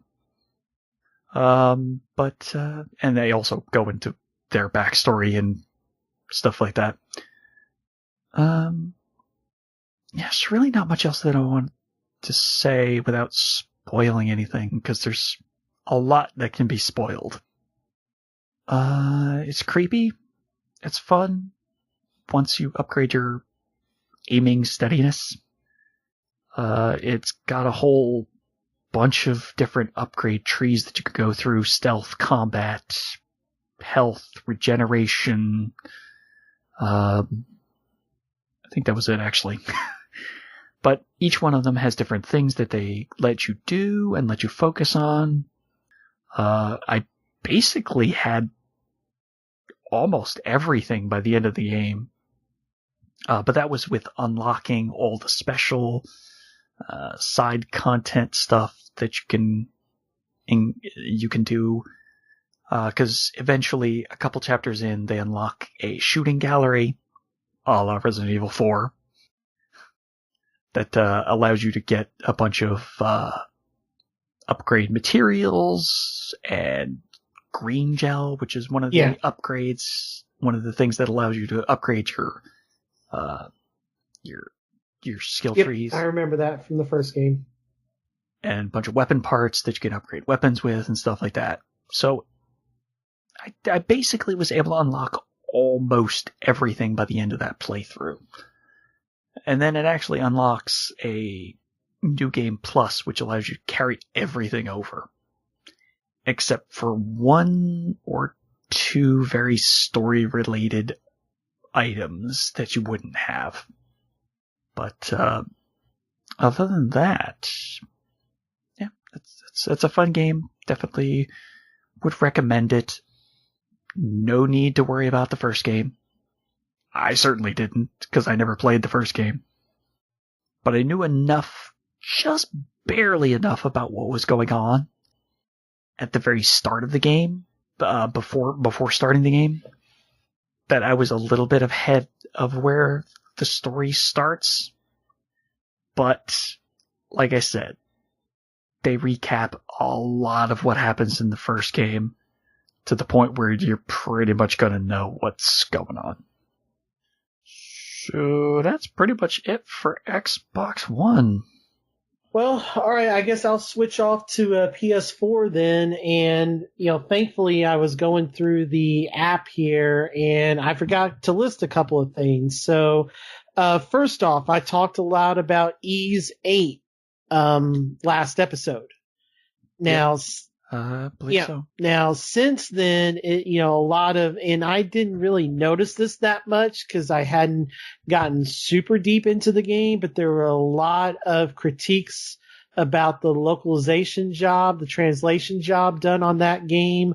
The game has a new publisher. This was NIS America this time instead of Xseed, which had handled all the previous Ease games and gotten Ease back to its level of prominence with 7 and the remakes of 1 and 2 and 3 and Ease 4 and so on and so on. So NIS went and brought all the actors back, re-recorded a bunch of lines, and redid the entire translation of the game. It's in a 1 gigabyte patch. It just came out this week. So if you were looking to get into Ease 8 or mad at me because I didn't mention this stuff before, I'm sorry that I didn't realize that there were this many critiques about the localization of the game, and then it came out after the episode that they were redoing the translation. That work is now done. Unfortunately, the PC release of the game got delayed again. So it's unknown as to when the game is coming out on PC. They did announce a Switch port, though. So that is going to be coming out. But yeah, if you were waiting to pick up the game, the translation patch is out on PS4, and I still highly recommend that game. It was one of my favorites last year. That's pretty generous of them to go all through that effort just to read. Well, yeah, and they want to keep that relationship with Falcom because, like I said, they don't want to lose this series, I'm sure, back to Xseed, because that caused a lot of controversy because Xseed is kind of seen as the one that got Ease recognized more in the US than it had in a long time. Yeah. So anyway, just a note on that. 2 games I forgot to put on here real quick that I played a little bit of. I've been waiting and waiting for this game to go on sale, and it went on sale for $2, so I bought it. I bought the PS4 version of Marvel Puzzle Quest. Oh, okay. And it has multiplayer and the campaign, and boy, am I glad I didn't pay $15 for that game. This is a straight port, no frills, no voice acting, no nothing of the mobile version. So the cutscenes, quote unquote, are just comic stills, and they're just stills with text bubbles, no voice acting, no animation, no nothing. And basically it just strips all the free to play elements out of the game.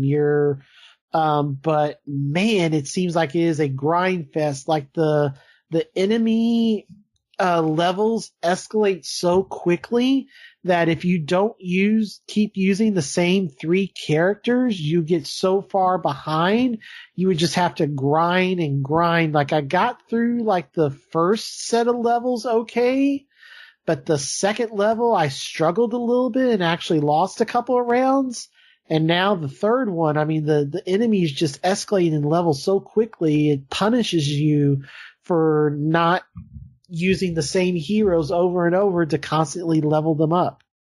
So, I've not played the mobile version, so I don't know how that works in comparison, but, it is. From what I remember, I think I played the PC version, which was also free to play.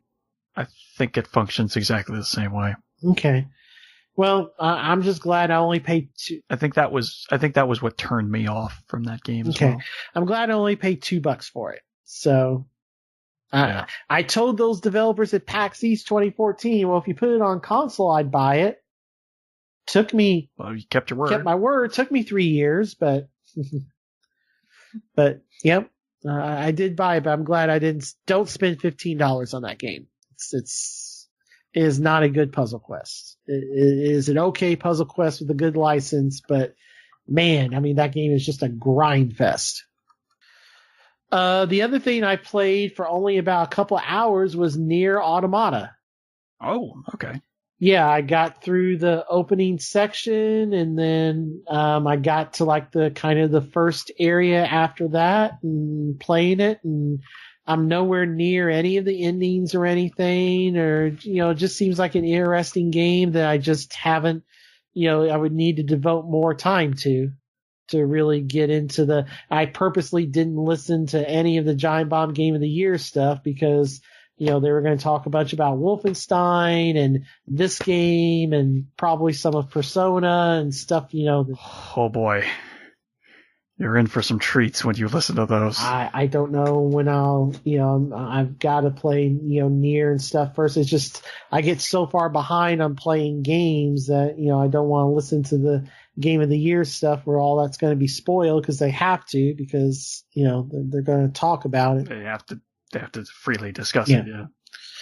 But, it seemed all right from what I played so far, but I've not, I'm nowhere near into the. It gets very interesting. Yeah. Very interesting. Now, the grind to get to the very interesting is a little bit longer than it probably should be. Okay. And that's Battle, I'll say. All right. Well, the game I played the most since we last spoke and that I beat and is my game of the year for 2017 is Horizon Zero Dawn. Oh. Yes, okay. I got onto that game in December and I played it all the way through. I've not done the expansion yet, but I've done all but one quest of the main game. Like, I have gone through that game and I really enjoyed it. That is such a great game and such an interesting world. The stuff that the story beats of that game, wow, they really go some places. Yeah, I really wish it hadn't released like a week before Breath of the Wild. Week of 3 days. Was it? Yes, that was Tuesday and Breath of the Wild was Friday. Oh, yeah, no. That dichotomy was just the absolute worst place it could have been put, because then it was completely overlooked for Breath of the Wild. Not by Sony owners. It's the second highest selling exclusive PS4 game behind Uncharted 4. It's sold like 5 million copies. Mostly just throughout. Yes, through Giant Bomb and the media. Yes, for talking about it throughout the year, mostly. Well, I really enjoyed it. Now, there are times you can tell where kind of the facial capture is not great in some of the side quests versus the others. You can kind of tell what the 4 major side quest storylines are because they have the trophies attached to them, and the work on those was a little bit better and a little more interesting. But I just love all the stuff they talk about in that game and the beats they go in the story and how you find out what happened to the world and what all happened and the old ones as they call them in the Horizon universe, and just how everything ties together in that game is so awesome. And it's original and it's just great. Hey, anything that has robot dinosaurs has my vote. Yeah, I mean, you find out why they were created in the first place. I mean, that game is just really, really good. And yeah, okay, there's a stinger after the credits that sets it up if they ever want to do a sequel, and fine, whatever. But I think that game is great. I love that game. All right. Hey, I don't want to talk about too much stuff. I mean, the combat. I did eventually have to learn how to use the weapons other than the bow. I'm still nowhere near as good with the sling as Jim Sterling is. If you watch his video when the expansion first came out, I still haven't gotten the handle on the sling. I've had to use it at some points because just the monsters are just so weak to certain stuff. But I've learned how to, I had to learn how to use the rope caster to tie down the huge T-Rex-like robots to be able to kill them. And, it's just, I really enjoy that game, the weapons, and I can't recommend it enough to anybody with access to a PS4 that you're going to enjoy that game. Now something to note is the game digitally and at retail is no longer available by itself new. So if you're buying that game new now, you have to buy the complete edition. There is no, the core game by itself is out of print. And I mean, why would you not buy the complete edition? I mean, if you were just like, well, I want it cheaper. But the thing is, the game is barely, you would spend more money if you get the game and they were like, oh, wow, I really like this. I want to get the post-game expansion. You would end up spending more money. But just a heads up out there. And also, it's like, oh, well, I'll just wait for a sale on the game digitally, the core game without the expansion. No, it's now, the complete game is the only one listed on the Sony store. So just a heads up. That's a little odd. It's happened before on some other stuff. Just odd. But, all right. And that is everything that I have played. Yeah, I forgot those 2 random PS4 games, and then Horizon was the main thing. I mean, I put 25 hours into it over December to beat it. I beat it right before, I think right on New Year's, somewhere around New Year's is when I beat it. And I just, getting ready for the Magic GP and stuff. I haven't been able to, play anything else since. Okay. Well, I mean, you got your Switch to take with you every other place. January 7th. Sorry, that's when I beat it. January 7th. So a little after New Year's. Hey, I'm not going to disparage when you're finishing games, because if you're looking at my list, there's a lot of games that took a while for me to finish. Well, I've updated the list. The game defeated list is now standing at lifetime 392. I really probably should go through and just total up how many games I've actually finished. Because I probably would want to know, just for curiosity's sake. Yeah, I'm glad I kept that list when I was a kid. And then I've transferred it over to type. I wish I still had the physical list of the first, half of that list, but I think that's been lost. All right, well, I guess that leads over to the last few games that I've got, which is actually mostly Nintendo, other than the one final game, which we'll talk about at the very end.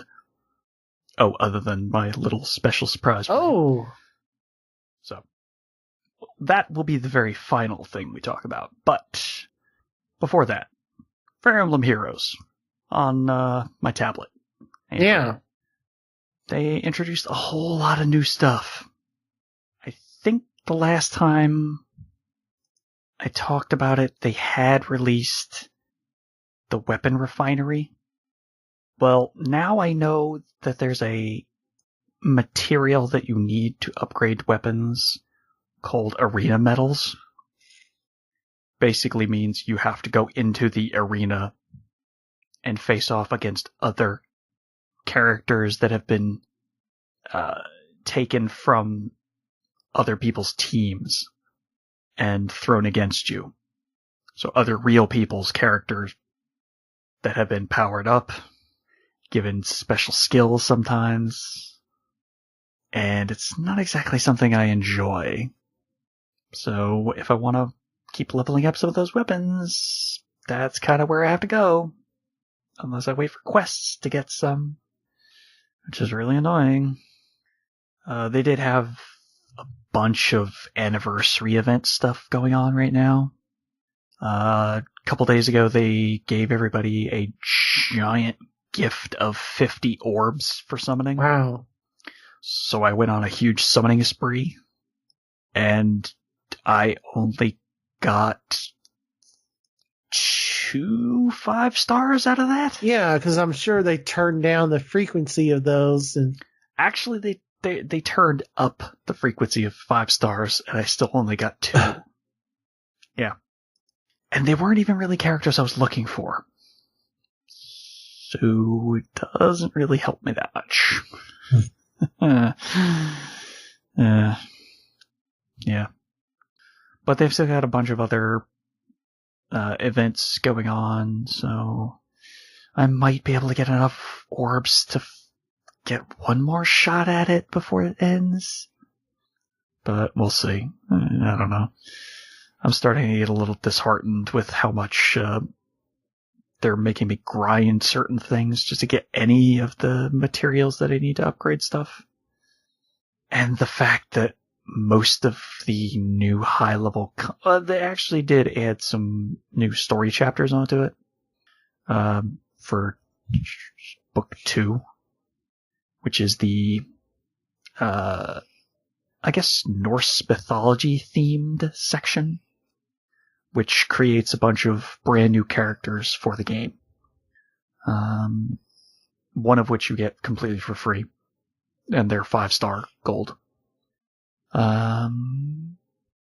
They added in a bunch of a brand new mechanic called Affinity, which is just another way of spending an item that they can give you every once in a while, which will produce boosts based on what kind of affinity the character has that you have in the battle. So all the new characters now have an affinity for earth, wind, fire, and water. So the one you get for free has the affinity of water. And what that means is if you spend a special item that is extremely limited, you have the option to receive some buffs when you're in battle. don't remember how long the buffs are supposed to last. So I kind of just haven't used them at all. So I have a singular buff for water, and that's it.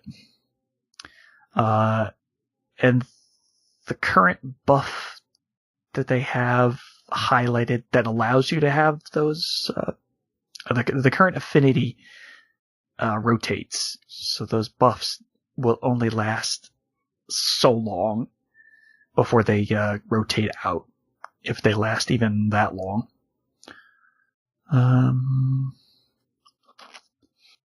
They had a New Year's event. They had a Christmas event, both of which had characters in. I guess the New Year's event was just more everybody wearing traditional kimonos kind of style. I saw Tharja. That was the Christmas event, and that one had people dressing up in Santa costumes, or in Tharja's case, a reindeer costume. Apparently, she is one of the most powerful characters in the game now. That version of Tharja. Oh. That version of Tharja. Yeah. So, there's that. It's just another reason I'm just not even sure I'm going to keep going for much longer. But it is what it is for now. So I'll keep logging in to at least minimum get my daily bonuses. Alright, so that brings me to 3DS. For one repeat. Played a little bit more of Pokemon Sun. I didn't really get too far, but I at least started the fire volcano trial on the second island finally. Because it's been a couple of months since I last played it.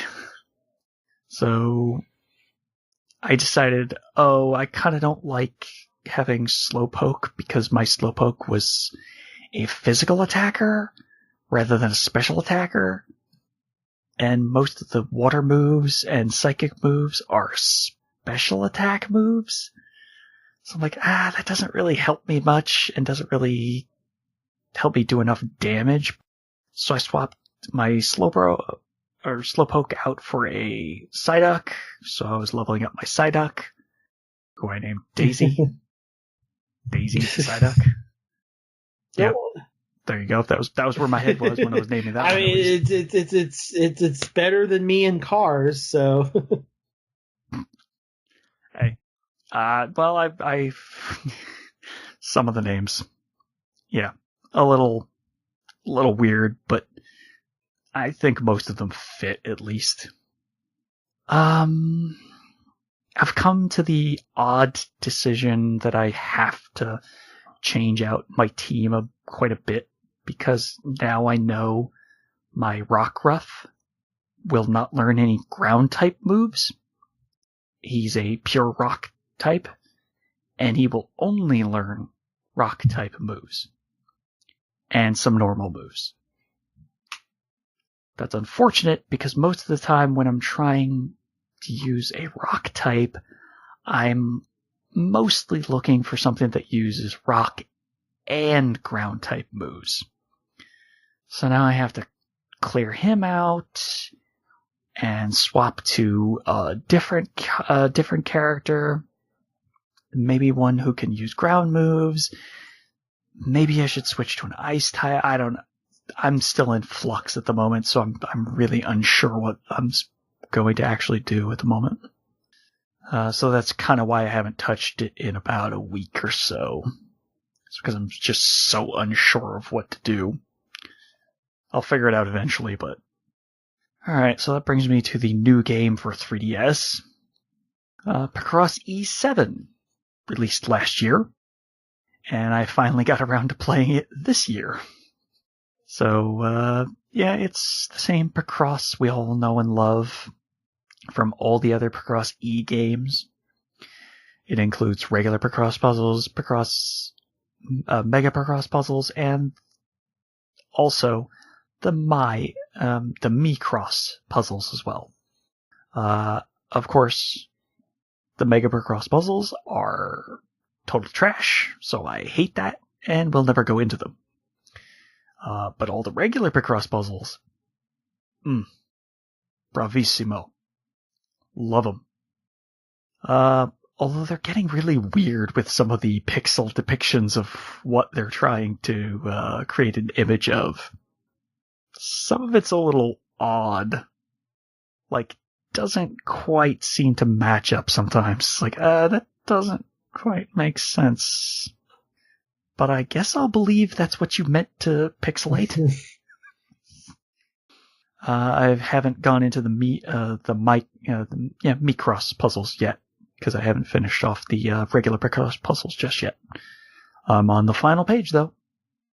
So I've only got a few more, and then I'm on to the Micross puzzles. And once I finish the Micross puzzles, I'll be all done with that game. And then I can go buy Picross E8. And finally do anything with... Well, I'll give myself a small break, but that'll probably be the last digital game that I buy for the 3DS. Just because, I mean, I don't know how much longer they're gonna be making Picross E games for 3DS. Especially with the Switch out now. Oh, did you know there was a Picross game for the Switch? No. There is. It's Picross S. So I wonder how many of those games they're gonna make. Alright, Picross continues to be fun with math. And that's about all there is to it. So, that brings me to my last game on the list. Okay. Technically not the last game on the list. There's still one more thing to talk about after this game, but this was the most new game that I played on the entire list. And it got released back at the end of November. Battle Chef Brigade. Yes, I've heard of this. I would hope so. It took most gaming outlets by storm when it got it released, and then promptly sort of fell silent for some reason. Which was really odd, because I very much enjoy this puzzle game. / platform action game. It's a weird combination, and yet somehow it works. It works so well. So the entire crux of the game is you are you're actually multiple people throughout the game, but the main person you play as is called Mina Han, and her biggest dream in the entire world is to become a battle chef and join the brigade. And a battle chef has to actually hunt their own ingredients for their cooking, and then bring them back to the kitchen, and then cook up a delicious meal. So, of course, she has to leave home, and then go to the capital city where the brigade is holding their annual or semi-annual tournament to see who can get into the ranks. I'm not entirely clear on that part, because it's been a while since I originally started the game. But she enters the tournament, and then the entire game is her adventures through the tournament. Which does take a few twists and turns. So it's not bad in that sense. So the gameplay consists of you running around hunting these creatures and other ingredients, because you can get some in vegetables, stuff like that, or what passes for vegetables in the world of Battle Chef Brigade, because some of them don't exactly look like normal, everyday things, like a giant flying Venus flytrap, or a giant, not a Venus flytrap, it was a giant flying pitcher plant, which does essentially the same thing, but looks completely different, because it looks like a pitcher instead, with the flap at the top. But then it can grow wings if it eats one of the little flying creatures that run around the world sometimes. It's visually, this game is just so good. Oh, it looks so crisp. Looks. I'm not entirely sure if it's completely hand-drawn sprites, but the way they do it makes it look just the animation incredible on it. I love the art style that they use. Let's see. So once you've got your ingredients and you run back to the kitchen, you're presented with a puzzle game in the form of a match 3 gem system, a la Puzzle Quest, a la Bejeweled, a la any other match 3 game that you can think of. Candy Crush Saga, I believe, is also match 3 if I remember right. So maybe that's something you can recognize out there, peeps. But instead of doing left and right, up and down movements, it goes in a rotational format, so clockwise, counterclockwise. So 4 squares will rotate in either clockwise or counterclockwise, depending on what direction you're hitting button-wise. And that allows you to make combos and match the gems, and every time you match 3 gems, it creates a level 2 gem of that color, and you can go all the way up to level 3s. Once you have at least one level 3 gem made with all the ingredients that you've included in the dish that you're cooking, it then evolves into a final dish, which is actually something that you want, because that's the dish that you're going to serve to the judges to make sure you get the most stars. And the stars are how you're judged on the quality of the ingredients, whether there's any bones left in it, whether there's any fragile gems left in it. And there's twists on the puzzles that I'll get to in a second, because they add poison, fragile gems that will suddenly break after a certain amount of rotations. So there's poison sometimes that you'll have to rotate, match up 3 poison to get a wild card gem. That'll allow you to match 2 other gems to that and upgrade that instead. It goes up to a maximum of 3 upgrades, and you can have as many level 3s as you want.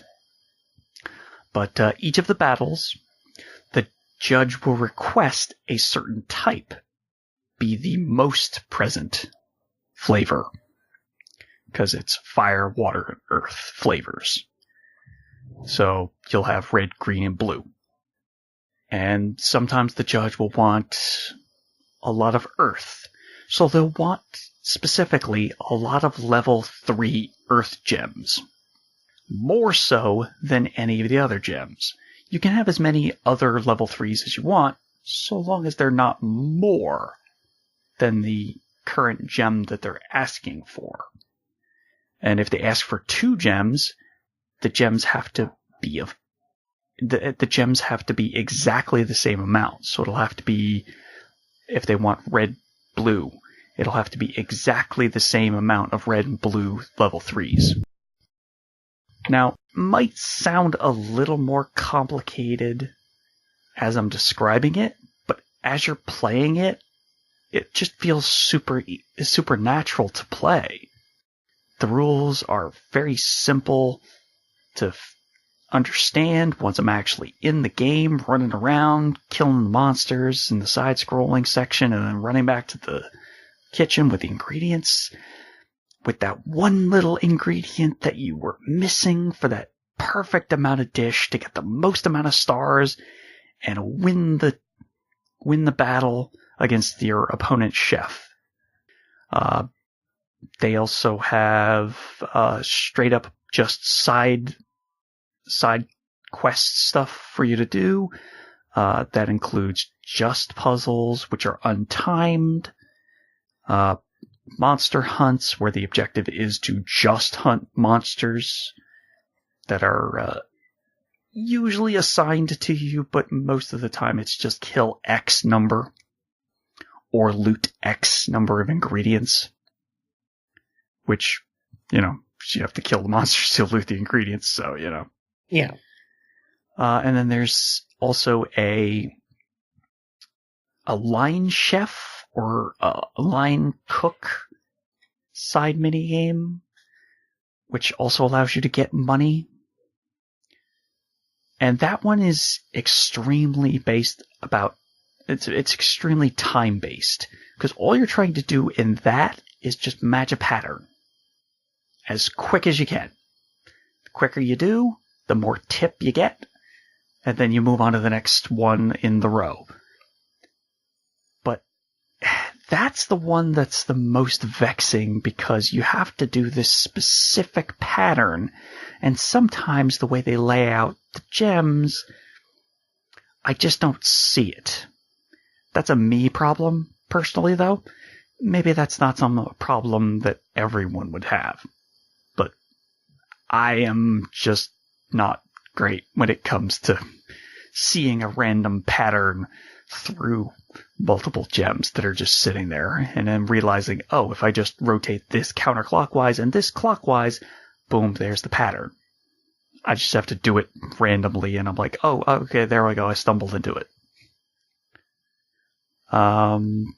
It just depends on how complex the pattern is. Sometimes it'll be 3 gems of specific color, sometimes it'll be 4, sometimes it'll be 6. Just it varies. But those are much more simplistic in what you're trying to do, because it's just straight about how fast and how many you can do in the amount of time. There's no 100% way to fail it, though, which is the very good part, because you'll want the money to run around to the shop and purchase new items that either allow you to do better in combat, to do special extra things that allow you to get bonus stars, such as one of them is a cookbook that allows you to get bonus stars if you used all the ingredients of a certain theme monster that's been chosen. The judge, well, I guess technically he's not the judge, but the announcer of the tournament matches randomly will tell you at the beginning of the match, oh, each of your dishes that you create today have to include this creature's ingredients. And if you collected all of the ingredients from that one creature and used them all in one dish, that one cookbook will allow you to get bonus stars. So, it's nice. There's also different cook pots. One of them allows you to match gems of 4 kinds in a row, and that'll jump up the level of the gem from 1 to 3 instead of just going straight from 1 to 2 and 2 to 3. But then there's also different kinds of pots that allow you to just match green gems, but you only have to match 2 green gems to promote them to level 2s and 3s. And then there's also one for red and blue. But then there's also twists, because then there's slow cookers, ones that will promote gems on their own after a fairly decent chunk of time, but you can then be off doing some hunting for more ingredients while it's slowly leveling up the gems that are already inside the pot. So it's definitely something that I relied on quite a bit, because then I'm out getting a bunch of other ingredients while the thing is slowly becoming more and more powerful and allowing me to get more and more stars with it. You can then also, each time you put an ingredient in a cook pot, it's not locked to that pot, because you can actually remove everything that's in the pot and then move it to another pot. So you can combine 2 pots into one, or just move the stuff around if you're like, okay, well, now it's been promoting gems for a while. There's a couple of gems that are 2s that I can match in this one. So you'll just plop it into your normal match 3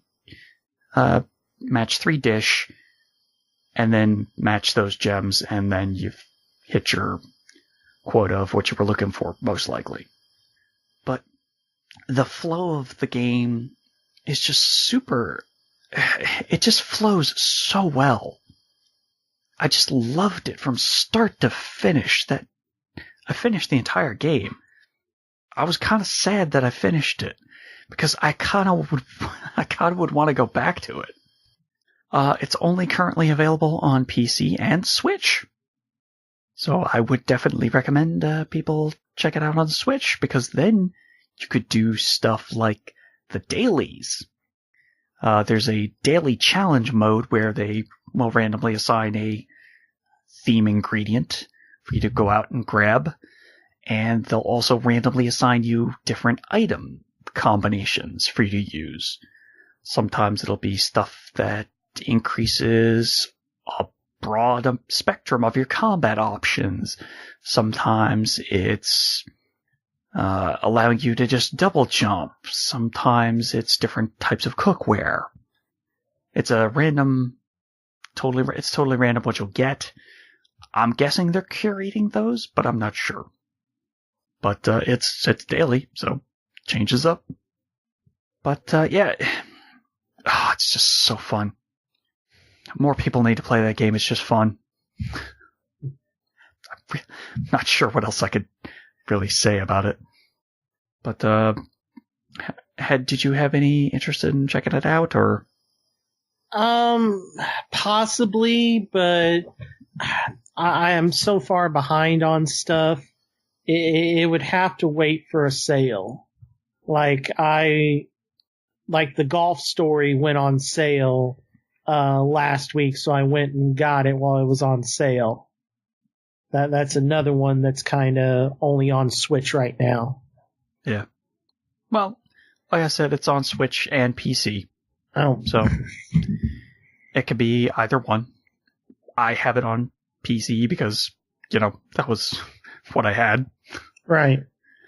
And, I was like, I want this game day one, so I bought it like the day it released at $20. And hey, it's only $20, so it's pretty affordable. Mm-hmm.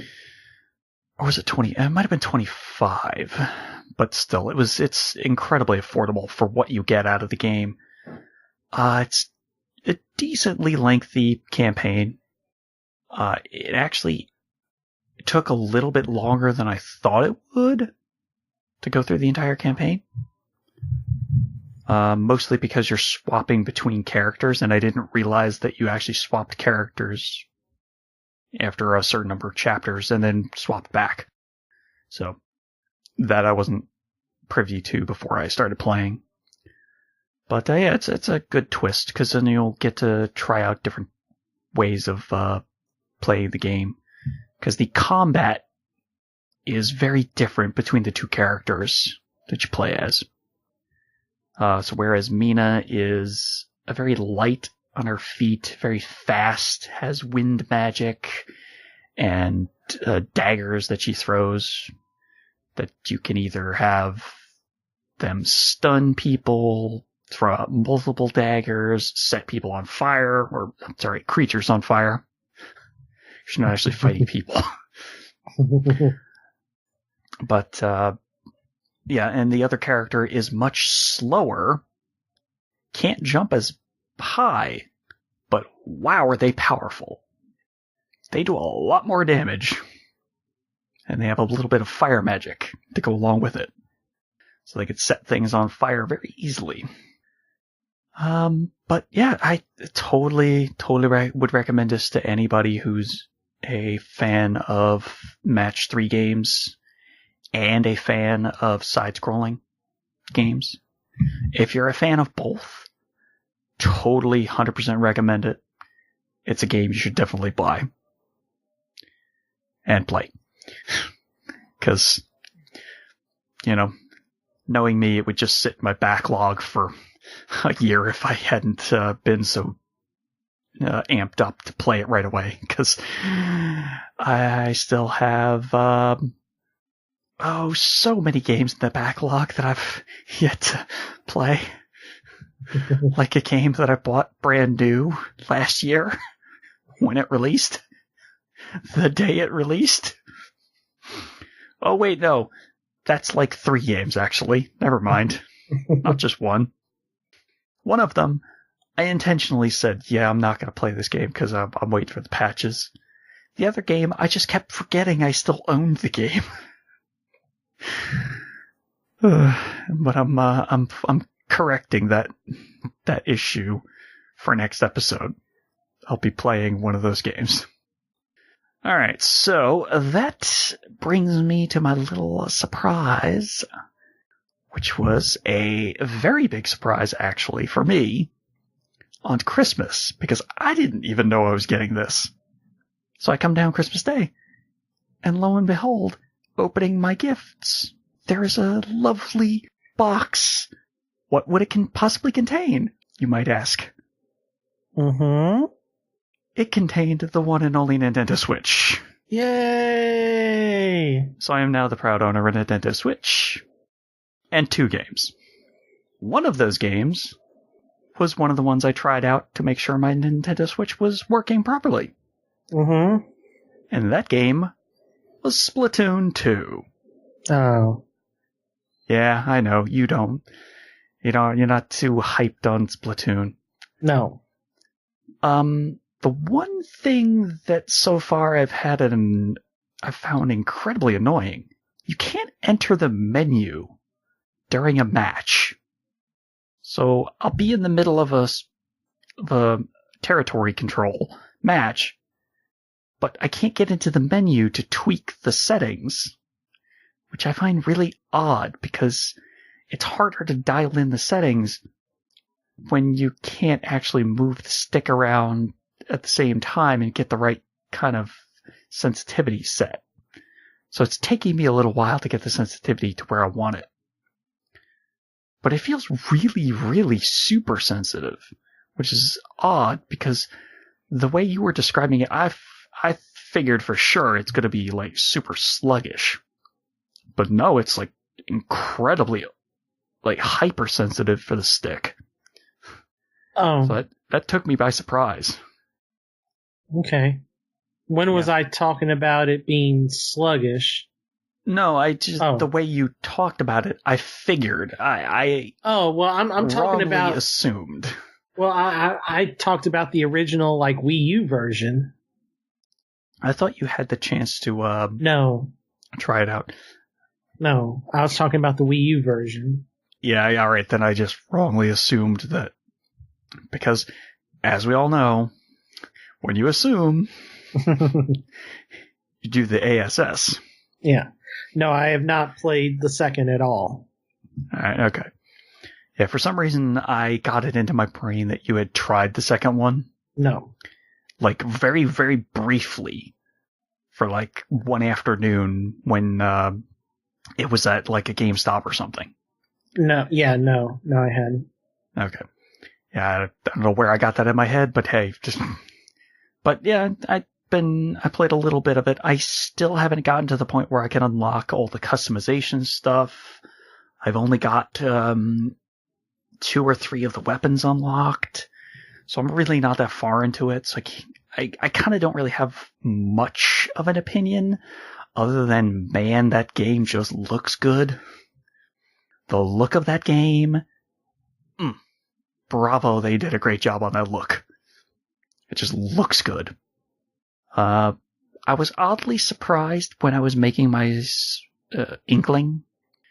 I for sure thought you could choose the color of your default Inkling hair. Apparently you can't. It just randomly will change. Which was odd because I didn't realize that at first. So, I thought you could, I really did think you could choose like a default color that it would be when you were running around the world. But hey, no. Yeah, that's really all there is to say about that. I have the Switch. It's connected to my TV. And I'm not sure I love their little Joy-Con grip that much. Because, boy, it feels weird. So maybe it's probably better to play it without the grip. I'm not sure. Maybe I'll just hold the Joy-Cons in my hands. No, I can't do that. No? All right. Well, that's me. I don't know. You might be able to do that fine, but... Yeah, it's the Joy-Con grip plastic accessory that they give you. I just... those grips on the side, like, giant grips that it has just feel a little odd to me. Yeah. It's not super comfortable like I would expect, like a standard controller is for every other console. I get why they had to do it like that, but, you know, right. It's really odd design. And what with all the weirdness on the Pro controllers, I'm like, I don't know that I want to get a Pro controller yet. Right. Yeah. I don't want to have a weird D-pad in it. Yeah, I'm with you on that. So I'm sort of stuck in this limbo of like, well, maybe I could just do it without the Joy-Con grip, and maybe that would be better for me personally. I mean, just try it and see. Yeah, maybe. So yeah, that's kind of all the stuff that I've been playing. Other than the thing that I played that we're going to talk about next episode, because I don't want to waste that game for what little of this episode was left. Okay, sounds good. Because behind the scenes, it's been a couple days. Yeah. It's been a while because Skype's been acting up, plus Super Bowl. Yeah.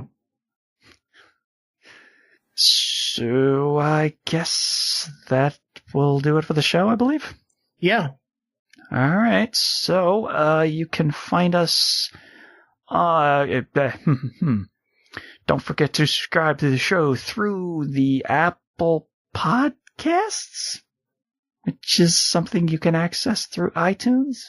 Yeah. Mm-hmm. We are also on why am I blanking on the name of the Stitcher? We're also on the Stitcher smartphone application for both iOS and Android. We are also now on the Google Play Music Store. Okay. Yeah, did that about a month or so ago. So yeah, you can find us there now if you'd like to subscribe through that. You can also follow us for updates on Facebook. Just search for Checkmate Arcade, 2 words. Or you can follow us on Twitter at Checkmate Arcade, no spaces in that one. Or you can follow us individually at Dark Bossman for me. At MSU Hitman for me. And I think that's everything. Sounds like it. I can't think of anything else that needed to be said, because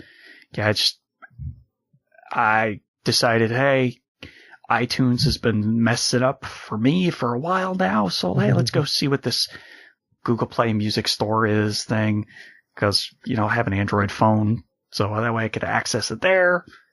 Oh, they have a podcast thing. Oh, I could actually submit the show. Perfect. Hey, all right, now we're approved. Took a couple days, but, approved. And hey, all 200 plus episodes of the show are available on Google now. All right, so that'll do it for this episode, where I have been creating masterful works of culinary arts in the forms of gems. My name is Stephen Boss, the Dark Boss Man. And, well, I finally have a standard magic deck for the next 7 months. I'm MSU Hitman Jason Billingsley. Well, good luck with that one. I hope it does you well and does you proud. I hope so as well. And, oh gosh, I'm really dreading Modern now. Why is that? Well, as we're finishing this up, the big news today is Jace the Mind Sculptor and Bloodbraid Elf got unbanned. Oh. Huh. I doubt Jace, and he's a really annoying character with his effect on that card. But what's the other one? I mean, the 4 effects. Yes, I mean, because he's a planeswalker, so, you know. Well, he was the first one with 4 abilities. Right, I mean, I know he had a lot of abilities, and I knew they were all annoying. I just didn't remember the number of abilities that he had. Yeah. And the other one is Bloodbraid Elf. And that does what? It is a 3/2 haste elf creature with Cascade for 2 red-green. So, refresh my memory, Cascade is... reveal cards from the top of your library until you reveal a spell with a CMC less than the cost of the card with Cascade. You may play it for free. All other cards revealed this way go to the bottom of your deck. Oh. So basically for 4 mana, you get a 3/2 with haste creature and an additional spell. Well, yeah, okay. That seems a little broken. Oh, did we say that there's a new master set coming out next month that we've already spoiled that Jace is going to be the Chase Mythic in? I don't think so. Yes, they did. That was sarcasm. No, I don't think you mentioned it here on the show. No, but... Okay. I mean, as long as it's not as bad as Chase the Mind Sculptor. That's the one they unbanned. Right. Well, so it's going to be, that's the version that's going to be the Chase? Yes. Master sets or reprint sets. Oh. Okay. Yes. What was the thought process in that one? Money. Sell Masters 25 packs. Oh, God. All right. Well, all right. Before this takes another weird turn, we're gonna. That's enough for the show. Don't. We already did that. Yeah. No. We will see you on live, PSN, and maybe even on the net. Peace out, everybody.